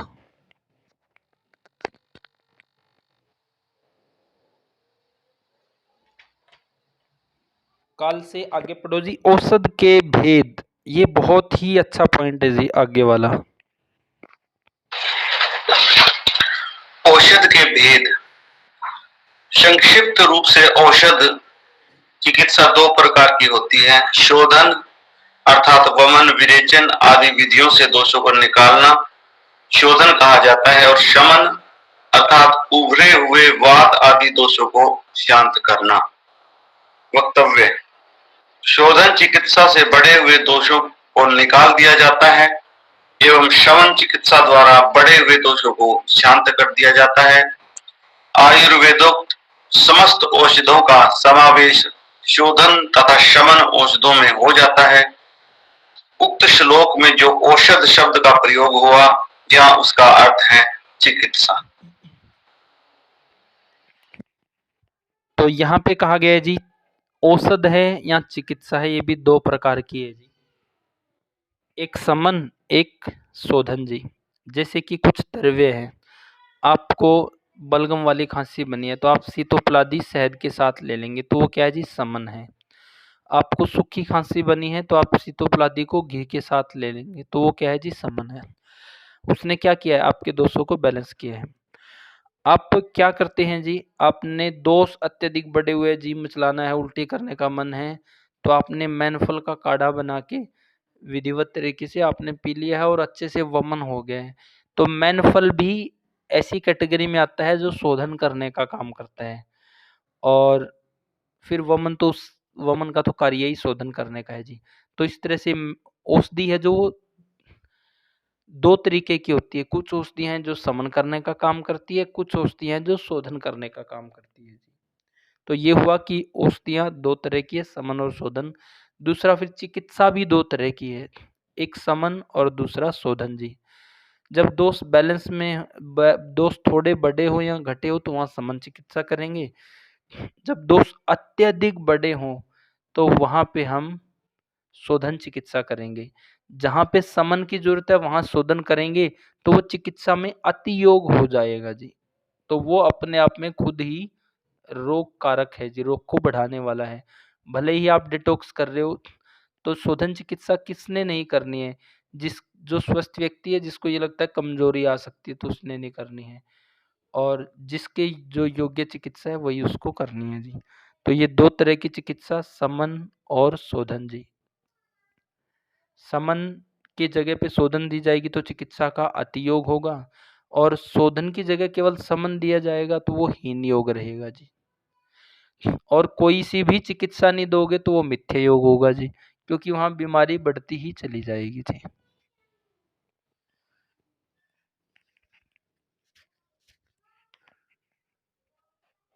आगे पढ़ो जी, वक्तव्य इसका पढ़ दिया है?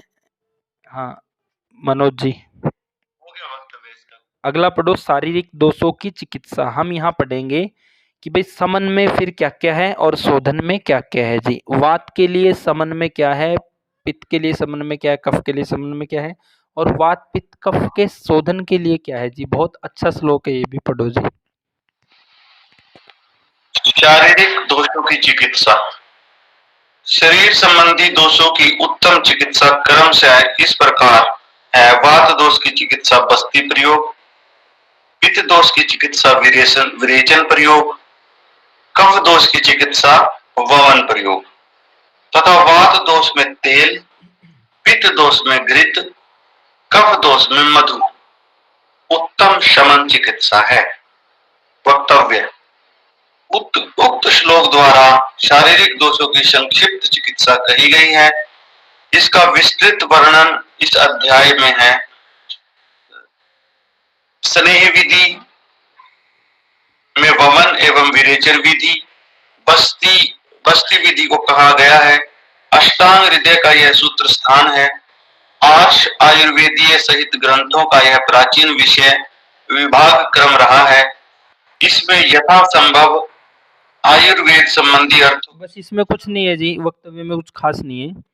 तो शारीरिक दोषों की चिकित्सा, इसमें क्या कहा गया है? सिंपल सी भाषा में बताओ मनोज जी। इसमें जी कॉन्सेप्ट वही पुराना है और ऐड किया गया बहुत अच्छे ढंग से। इसमें ये है कि अगर वात दोष की चिकित्सा, इसमें अगर शमन और ये जो पहले चिकित्सा में हमने वर्णन हुआ है शमन और शोधन चिकित्सा में, तो वात दोष की चिकित्सा में बस्ती प्रयोग सबसे उत्तम है। जैसे आपने बताया दूध की बस्ती और उसकी अपना अलग मेडिकेटेड जो द्रव्य हैं उनकी बस्ती दी जाती है इसमें। और यदि पित्त दोष बढ़ा हुआ है तो विरेचन इसके लिए बेस्ट है। ठीक है जी, ताकि मल द्वारा रोग को बाहर कर देना सारा। और कफ दोष में अगर इसकी करनी है तो वमन, उल्टी लगवाकर मेडिकेटेड औषधियों द्वारा और सारे जो वात को उसको कफ दोष को बाहर कर दिया जाता है। और फिर उसके बाद जो वात दोष है, जैसे कि शरीर फट गया है और शरीर पर वो ऐसी चीजें हो गई हैं, तो उसमें तेल की मालिश करी जाएगी वात दोष में, अगर मालिश करनी है तो। पित्त दोष में घी लगाना है, क्योंकि पित्त बढ़ा हुआ वहां गर्मी पहले ही है, तो घृत जो है वो शीतल प्रकृति है उसकी, तो खाने में भी और लगाने में भी घृत सर्वोत्तम है। और कफ दोष बढ़ा हुआ है तो जो मधु का प्रयोग इसमें करेंगे शमन चिकित्सा में। ठीक है जी मनोज जी, पहले आप बधाई के पात्र हैं कि आप बहुत ही लेट क्लास में जुड़े थे और आज आपने क्लास इतनी अच्छे तरीके से पढ़ी है और एक उत्साह से पढ़ी है जी आपने क्लास। ये नहीं कि आपको बोल दिया बस आप ज़बरदस्ती में कुछ पढ़ रहे हो। जो आपको पता था वो खुल के बताया है, जो नहीं पता था वो भी आपने खुल के बोला है जी ये मुझे नहीं पता है। तो बड़ा ही अच्छा लगा, बहुत अच्छे तरीके से आपने बताया, कम समय में आपने अधिक ग्रहण किया है जी। कई साथी हैं जो शुरू से ही पढ़ रहे हैं लेकिन अभी भी हिचकिचाते हैं बोलते समय, लेकिन आपका तरीका बहुत अच्छा लगा जी। पुराने वीडियो देखे गुरुजी मैंने लगातार कंटिन्यू, और अभी भी मैं वो पिछले वीडियो लगातार रोज एक तो सुनता ही हूँ किसी न किसी तरह से मैं निकाल के। तो उसी का आपकी कृपा है जी, जो आपने ज्ञान प्रदान किया और आयुर्वेदा की ऋषियों महर्षियों की कृपा है। गुरुजी धन्यवाद आपका। आपकी भी बहुत अच्छी तत्परता लगी जी कि आपने एकदम से कि हाँ जी मैं पढ़ूंगा। नहीं तो देखो हिचकिचाना किसी ने भी नहीं चाहिए। अगर सही नहीं बता पा रहे हैं, गलती बता देंगे, वो सुधर तो जाएगा। एक डाउट ले बैठे ही रहे ये सही है कि गलत है, वो और खतरनाक है जी। तो अच्छा लगा जी। और कल परसों मोनू ने पढ़ा था, उन्होंने भी बहुत अच्छा पढ़ा जी, लेकिन आपने उनसे भी अच्छा पढ़ा जी और बड़ा अच्छा एक्सप्लेन भी किया। अब कल देखते हैं कौन सा नया साथी इस तरह से एक्सप्लेन करेगा आने वाली कक्षाओं में। तो इसमें कहा गया है जी चिकित्सा है जो शारीरिक दोषों की चिकित्सा, वो वात के लिए बस्ती है जी, पित्त के लिए विरेचन है और कफ के लिए वमन है जी। इस पे बहुत बार अपन डिस्कस कर चुके हैं।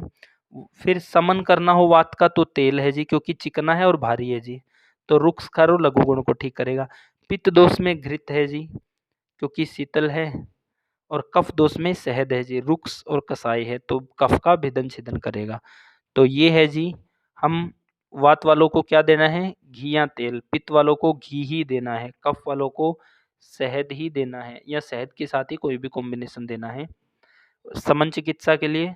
और ऊपर शोधन चिकित्सा, वात वालों के लिए बस्ती, पित्त वालों के लिए विरेचन और कफ वालों के लिए वमन जी। तो यहाँ तक शोधन चिकित्सा दो तरह की चिकित्सा है, समन और शोधन। अब कई रोगी ऐसे आते हैं कि जी मैं इतने टाइम से दवाई खा रहा हूँ, वो ठीक ही नहीं होती। वो क्यों नहीं होती? क्योंकि दोष अत्यधिक बड़े हैं, वहाँ पे शोधन की ही ज़रूरत है जी। और शोधन की चिकित्सा ना होने के कारण उसकी बीमारी ठीक नहीं हो पा रही है। तो आप देखते ही होंगे कि कई रोगियों पे सब तरह की दवाइयाँ ले लिए, ठीक ही नहीं हो रहा है। तो वहाँ पे दोष इतने अधिक बड़े हैं कि शोधन चिकित्सा की ज़रूरत है। जहाँ शोधन की ज़रूरत है, वहाँ बीमारियाँ शोधन से ही ठीक होगी। जहाँ समन की ज़रूरत है, वहाँ समन से ही ठीक होगी। वहाँ शोधन कर देंगे तो अति योग हो जाएगा। तो इसको हमने बड़े ध्यान से डिसाइड करना है कि किसको समन देना है, किसको शोधन देना है जी। और बहुत आसानी से डिसाइड कर सकते हो, सामने वाले का शरीर देख के भी डिसाइड कर सकते हो जी आप।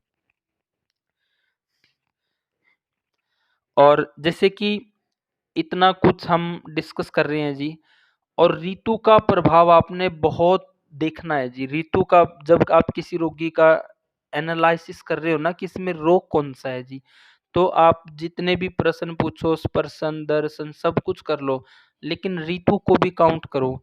इस ऋतु में 2 रोगी ऐसे देखे जी इस बार, जिनको जो समस्या लेके आए, एक तो ऐसा था जो समस्या लेके आया उसको वो थी ही नहीं जी। वो केवल ऋतु के अनुसार चिकित्सा करने से ही ठीक होगी जी। और एक रोगी ऐसा आया कि जिसको जो समस्या थी, वो अभी शरद ऋतु में अगर वो 1 महीना और मेडिसिन खा लेता जी, तो उसको अभी तो फर्स्ट स्टेज की कैंसर थी, वो दूसरी और तीसरी में पहुँच जाता जी। जैसे हमने पढ़ा है कि शरद ऋतु में जी भूल कर भी अंग्रेजी दवाई नहीं खानी चाहिए जी। एक रोगी आया था, वो आके बोला जी कि मेरे को बवासीर है। अब जब उसकी हिस्ट्री देखी गई, बात करी गई, तो उसको गुदाद्वार में भयंकर पाक था जी, पक रहा था वो। और दूसरा फिर ड्राइनेस थी, ड्राइनेस होने के कारण मल त्याग करे तो गुदाद्वार छिल रहा था, इसलिए ब्लीडिंग थी। एक समस्या ये थी जी। दूसरा अंदर पाक था उसके, पाक था तो बहुत जलन कर रहा था जी वो, 2 चीज़ें थी। अब ये जब उसका हिस्ट्री देखी गई तो उसमें केवल 2 ही काम किए जी, चंद्रकला रस दिया, परिपठा दी और गोक्षुर दिया, 3 दवाइयाँ दी और दूध की बस्ती दी जी, शीतल गाय के दूध की बस्ती सितंबर के महीने में। तो तीसरे दिन ही रोगी को रिलैक्स मिलना शुरू हो गया जी, और वो बिल्कुल उसी चिकित्सा से ठीक हो गया। 1 सप्ताह में तो बहुत अच्छा हो गया, 90% कवर हो गया जी। और बाकी फिर 1 महीने तक उन्होंने दूध की बस्ती ली, अंदर की सारी ड्राइनेस उसकी खत्म हो गई, मल बिल्कुल सॉफ्टली हो गया। तो इस रोगी में क्या था जी, केवल एक पाक था और दूसरा ड्राइनेस थी। ड्राइनेस के कारण गुदाद्वार छिल रहा था और ब्लीडिंग हो रही थी। यहाँ केवल पाक को ठीक किया जी, जो ऋतु शरद ऋतु थी, वह ऋतु के हिसाब से पाक था। तो ये केवल पाक की चिकित्सा करने से ही ठीक हो गया जी। बवासीर थी नहीं, रोगी इतना परेशान कि जी मेरे को तो बवासीर है, मैं परेशान हूँ और मुझे अब ऑपरेट करवाना पड़ेगा जी, इस हालत में था। एक रोगी आया जिसकी वो भेजेंगे जी ग्रुप में फोटो, कल डिस्कस करेंगे उस केस को। उस रोगी में क्या थी जी, उसको वो मार्च के महीने से मेडिसिन खा रहा था जी, उसको भी पाक बना हुआ था। अब उस रोगी की जब इस समय हिस्ट्री देखी गई जी, तो बिल्कुल देखने से ही लग रहा है जी, उसका पूरा सिस्टम पक रहा है जी, उसका मुंह में वो संप्राप्ति बन रही थी उनको, और बाहर देखने से ही पता चल रहा है जी इसमें पाक है। तो वो मार्च के महीने से मेडिसिन खा रहा है। अब जब अपने पास वो आया है, उसको आज केवल 6ठा दिन है जी मेडिसिन खाते हुए को, आयुर्वेदिक, और 6 महीने से पहले वो एलोपैथी खा रहा था। अब तो उनका देख के ये लग गया था कि भाई अगर आप अभी महीना 1 और मेडिसिन खाते रहिए तो आपको कैंसर ज़रूर है। हालाँकि अभी भी उसको फर्स्ट स्टेज की कैंसर आई है, लेकिन 6 दिन में उस रोगी को लगभग 70-80% आराम मिल गया है जी। उसमें केवल चिकित्सा पाक की ही करी गई है जी, और उसकी अंग्रेजी दवाइयाँ बंद करवाई गई है जी। तो ये है जी, हमने ऋतु को ध्यान में रखना है कि जब रोगी हमारे पास आया है, तो आप जिस तरह से डायग्नोस करते हो उसमें एक ये पॉइंट भी डाल लो कि देखो कि ऋतु का प्रभाव तो उसके इस समय रोग के ऊपर नहीं है जी। तो उसमें भी केवल पाक की चिकित्सा करी गई है जी। उसमें भी परिपठादि, गोक्षुर, चंद्रकला और एक लघु सूतशेखर, ये 4 ही मेडिसिन दी है। एक आरगवद अमृतादि कषाय जी, 5 मेडिसिन दी गई है। बहुत ज़बरदस्त पाक था, उसके ऊपर लीच लगा के उसको पूरा साफ कर दिया जी, जितना भी पस बना हुआ था। और आज तो इतना सुधार लगा, जब वो पहले दिन आया था जी, मुंह खुल नहीं रहा था उसका, वो बोल नहीं पा रहा था। आज तो लगभग पूरा मुंह अंदर से भी साफ दिख रहा है। इसके ऊपर एक अच्छी सी वीडियो भी बनाएंगे जब वो पूरी तरह से ठीक होगा, और उम्मीद है कि 20 दिन में पूरी तरह से ठीक हो जाएगा। लेकिन 6 दिन की रिपोर्ट उनकी ये है जी। इसमें केवल ऋतु के प्रभाव के अनुसार इस समय लाइन ऑफ ट्रीटमेंट रखा गया है जी। तो आज के लिए इतना ही पढ़ेंगे। अब किसी के सवाल है तो रख सकते हैं जी। गुरुजी, मैं आपको सवाल करूं? पहले हेलो। आप टॉपिक से संबंधित कर लो। हाँ जी, करो। हाँ गुरुजी, या तो फिर मैं कल आपको फोन कर लूं। मेरी एक्चुअली तबीयत ना बहुत दिनों से खराब है, नजला जुकाम खांसी बहुत दिक्कत हो रही है। या तो मैं आपको कल से करूं, कल टाइम दे दो जी आप। ठीक है जी। किसी और का कोई सवाल हो तो रख सकते हैं जी, नहीं फिर इनका केस ले लेते हैं। गुरुजी, गौतम जी का सवाल लाने दो, फिर पहले हम बोलते हैं, फिर उसके बाद आप अपना उस पर एक्सपर्ट ओपिनियन देना। ठीक है जी। हाँ, अब सुनाओ गौतम जी, आप शुरू से अपनी हिस्ट्री बताओ, फिर संजय जी एनालिसिस करेंगे, बाद में फिर हम अपना मत रखेंगे। गुरुजी, जैसे कि मैंने आपसे बात करी थी 1-2 हफ्ते पहले कि मेरे को बुखार आया था, तो उस समय ये जो आपने कहा था मां सुदर्शन काढ़ा, तो उस टाइम मिला नहीं मेरे को आसपास कहीं से, और मेरे को दिक्कत हो गई तो मैंने फिर ये पैरासीटामोल वाली ले ली थी। और उसके बाद क्या हुआ, 1 हफ्ते तक 4-5 दिन में बुखार तो ठीक हो गया, पर अभी मेरे को नजला खांसी जुकाम ये सब है। और मतलब 5-6 दिन पहले तो ऐसा था कि मैंने खांसी बुखार ठीक हो गया है, लेकिन खांसी करी और खांसी में से मतलब खून आया, मतलब काफी सारा सवेरे सवेरे खून आया, तो उससे मैं थोड़ा डर गया। लेकिन मैंने उसके साथ शहद के साथ सितोपलादी थोड़ा सा लेता रहा और गर्म पानी थोड़ा बहुत लेता रहा, स्टीम करता रहा, उससे मेरे को आराम मिला है। लेकिन अभी भी नजला है और अभी दिक्कत है थोड़ी सी। मतलब और कुछ नहीं किया मतलब उस केस में मैंने कोई एलोपैथी दवाई नहीं खाई, मैं डॉक्टर पे भी नहीं गया। और 1-2 मेरी क्लास से भी मिस हो गई, मैंने कई काफी तबीयत ठीक नहीं थी ज्यादा, तो फिर मैंने कर ही नहीं पाया। आज थोड़ी हिम्मत थी तो मैंने इसलिए क्लास ज्वाइन कर ली। हिम्मत थी तो आज भी लेट क्लास ज्वाइन कर लिया आपने। लेट कर ली, मैंने कहा कुछ तो सुन लो। संजय जी, अब आप इस पे रखो अपनी राय। गौतम जी, एक तो आपकी प्रकृति आप बता दीजिए, आपको तो आइडिया होगा ना, या फिर मैं क्वेश्चन पूछ के आपकी प्रकृति समझूं? नहीं, मेरी तो कफ की है जी। आपके हाइट और वेट कितना है आपका? मेरी हाइट होगी जी 5 फुट 6-7 इंच। और वेट? वेट है 80 किलो, 80-82। अच्छा। हाँ जी। इनसे एक सवाल पूछते हैं संजय जी, उससे आपको हेल्प मिलेगी। जिस दिन आपने पहले दिन मेरे पास फ़ोन किया अपनी समस्या के लिए, आपने लंबा चौड़ा लिख के कुछ भेजा था, लेकिन मैंने आपसे बात करके टाइम थोड़ा कम था, वहाँ पे बता दिया आपकी समस्या क्या है। तो आपने क्या, आपको बुखार बना, किस समय बना था, और आपने क्या बात करी थी उस समय, एक बार आप ये बताओ। हाँ गुरुजी, मैंने आपसे ये बात करी थी कि मेरे को रात को ही चढ़ा है 11-12 बजे, तो पित्त का मेरे को भी लग रहा था। आपने भी यही कहा कि जी पित्त का है, तो आपने यही कहा था मेरे को कि मां सुदर्शन काढ़ा ले लो, एक द्राक्ष सब वो ले लो। और उसके बाद मैंने अगले दिन सवेरे मैंने कई दुकानों में पूछा, किसी ने कहा नहीं है, किसी ने कहा है, किसी ने कहा कल आ जाएगा, तो मेरे को वो मिला ही नहीं, और मेरी और तबीयत खराब हो गई। अभी यहाँ पे रुक जाओ आप। तो संजय जी, इनका मेरे पास फ़ोन आया सुबह सुबह, रात को इनको बुखार हो गया 11-12 बजे के आसपास, कि जी मेरे को बहुत ज़्यादा बुखार हो गया और कमज़ोरी फील कर रहे हैं, चक्कर चुक्कर आ रहे हैं। तो मैंने इनको बोला कि जी आपको कितने बजे बुखार हुआ? रात को 11-12 बजे के आसपास। माँ जी, पित्त के काल में हुआ है और पित्त की ऋतु है, शरद ऋतु का बुखार है, तो अभी आप 2 दिन तो लंगन पे रखो, महासुदर्शन ले लो। अगले दिन इन्होंने पता किया, कहीं नहीं मिला जी। तो पहली गलती तो ये जी कि महासुदर्शन है, वासा है, अमृतोत्तर है, ये कुछ मेडिसिन हमें एडवांस में अपने पास रखनी चाहिए जी, क्योंकि इनको बुखार होने के बाद इन्होंने ढूंढी, कहीं मिली नहीं। इतने में इनका हाइट, कुछ दर्द ज़्यादा था, वो था, घर वालों ने उठा के इनको हॉस्पिटल में ले गए, अंग्रेजी दवाई दे दी जी इनको, फिर वहाँ से इनका सारा सिस्टम बिगड़ गया जी। हाँ, हाई भी था और दर्द भी था, दर्द शायद ज़्यादा था, फिर इनको चक्कर चुक्कर आ रहे थे, तो बोले जी मुझे वो दवाइयाँ मिली नहीं है, घर वाले मुझे हॉस्पिटल में ले गए। ऐसा था ना गुरुजी, मैं कुछ खा नहीं रहा था क्योंकि मेरे को लंघन करना है, और मैं कुछ खाया नहीं।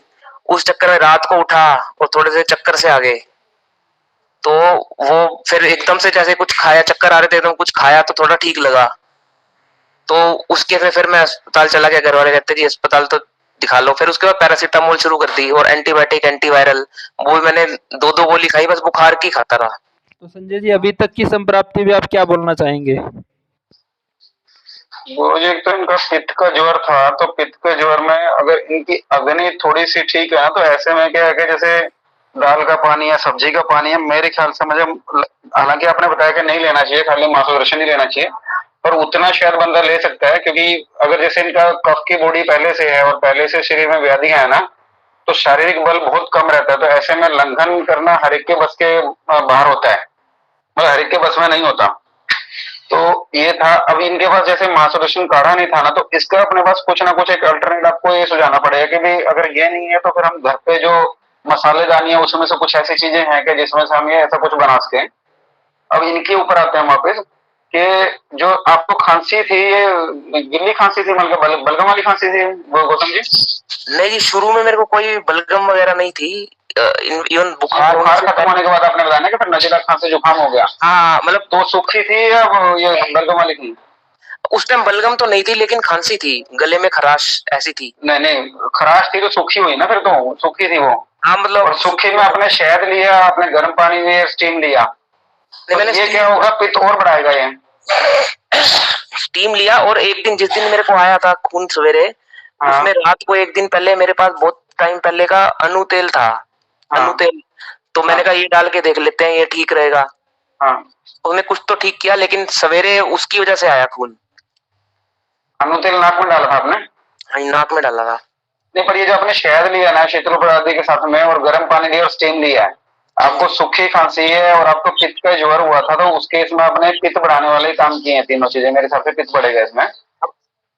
वो आपकी बात ठीक है, पर मेरे को इतनी ज्यादा बलगम नहीं थी, बट ये जो सित्तोपलादी और शहद में 2-3 दिन में लिया है, उससे मेरे को ठीक हुआ है। मतलब सित्तोपलादी से आराम मिलेगा, आराम शहद के साथ लोगे तो वो ड्राई करेगा, और आपको, आप जो बता रहे हो खराश से गले में, तो उसके हिसाब से आपको ड्राई खांसी होनी चाहिए, ये बलगम वाली खांसी नहीं थी। बलगम नहीं थी, पर ये सवेरे खांसी करते हुए खून क्यों आया, मेरे को ये समझ नहीं आया। हाँ, अब एक खून पे मैं अब इतना एक्सपर्ट नहीं हूँ, मतलब कि खून पे थोड़ा कमेंट नहीं कर पाऊंगा, तो प्रोबली हो सकता है कि मतलब, और खून लगातार आता है, एक ही बार आया खून? गर्मी बहुत ज्यादा पड़ने तक तो काफी बार बार आया नहीं, काफी बार आया, मतलब उस एक ही दिन में ज्यादा बार आया, जितना मैं जोर से लगा के खांसी करता था तो ज्यादा आता था मेरे को। हाँ, तो यहाँ पे भी गुरु जी का ओपिनियन चाहिएगा, इसके आगे मेरे को इतना मेरे को समझ में जरूर आएगा कि आपने पित्त बढ़ाने वाले काम किए उस दौरान के। गौतम जी आपका तो वो कारण बना होगा। गौतम जी आप जो है फास्टिंग में थे, तो खराश ऐसे ही गले में थी, और उस टाइम आप खांस रहे थे, तो ऐसे भी वो रेसिंग हो गया होगा उसमें, वहां से आपको, ऐसा नहीं है कि खून ऐसे ही निकल गया, बार बार खांसने से ड्राइनेस आपके गले में होगा, उस टाइम में ऐसे ब्लड निकल सकता है, ऐसा कोई मतलब नहीं है। नहीं, गले में सुनो, पैरासीटामोल आपने कितना दिन लिया था ये 4 दिन लिया था जी। हाँ, तो बहुत ज्यादा गर्मी रही है तो पित्त बढ़ जाता, पित्त के बढ़ने से आ जाता है।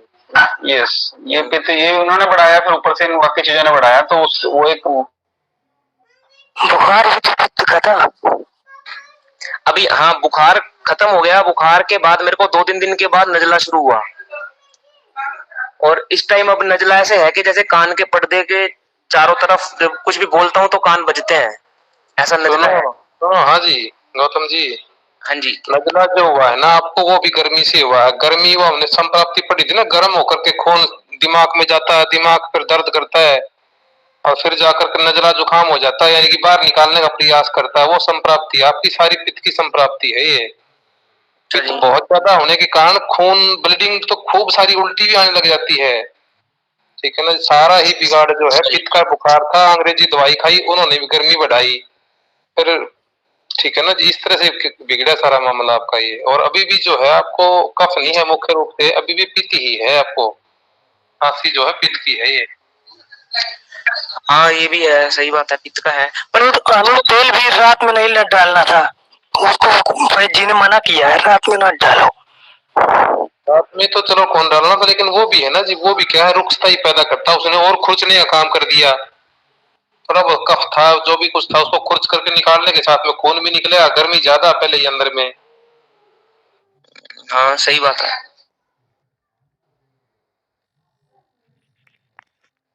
तो गुरुजी अब क्या करना चाहिए मेरे को? अब इस समय पे आपका दीपन पाचन कैसा है? अरुचि है, इच्छा अंदर से हो रही है, खाया नहीं जा रहे हैं, क्या है दीपन पाचन अभी? गुरुजी भूख तो लग रही है मेरे को, पहले बीच में बंद हो गई थी, लेकिन अब भूख तो अच्छी लग रही है। भूख लग रही है या खाया भी अच्छे से जा रहा है? खाने के बाद भी तो कोई समस्या नहीं हो रही, या भूख अच्छी है, खाया उस हिसाब से नहीं जा रहा? खाया मतलब जितनी पहले नॉर्मल होती थी उतनी भूख तो नहीं है। मतलब जैसे मैं पहले 3 रोटी खा लेता था, 2 टाइम 3 टाइम, मतलब अपने आप को रोकता था, लंघन करता था, आपको बताया हुआ है 2 टाइम। तो अब 2 टाइम में 2 रोटी 2.5 रोटी ऐसे खा लेता हूँ, मतलब उतनी ही लगती है। और खाने के बाद मेरे को सैर करनी पड़ती है, नहीं तो फिर गैस हो जाती है। तो भाई जब से अपन क्लास डिस्कस कर रहे हैं ना जी, सबको यही बोलते हैं कि महासुदर्शन, वासा, अमृतोत्तर, ये कुछ ना कुछ अपने पास रखो जी, ताकि इनकी तरह वो ना बने कि फिर इमरजेंसी में आपने लंगन भी रख लिया, फिर एलोपैथी दवाइयाँ भी खाओ, आपको एक केस और ही बिगड़ जाए जी। फिर ऐसा नहीं करना है, दूसरा घबराना भी नहीं है इस तरह की स्थिति में। तो यहाँ पे जैसे लंगन रखा गया वो भी पूरा नहीं हुआ, ठीक है, कमजोरी थी, इतना लंबा भी नहीं हुआ था संजय जी कि इनको कमजोरी आ गई। शरीर पहले से कमजोर हो सकता है ना, कि जैसे इनको ये प्रॉब्लम है, मतलब ये इनको मतलब एक कफ वाला शरीर है, और इनका मतलब कि दीपन पाचन अनुलोमन अगर पहले से अच्छा नहीं है। गौतम जी अनुलोमन ठीक है आपका? हाँ जी, अनुलोमन तो बहुत बढ़िया है।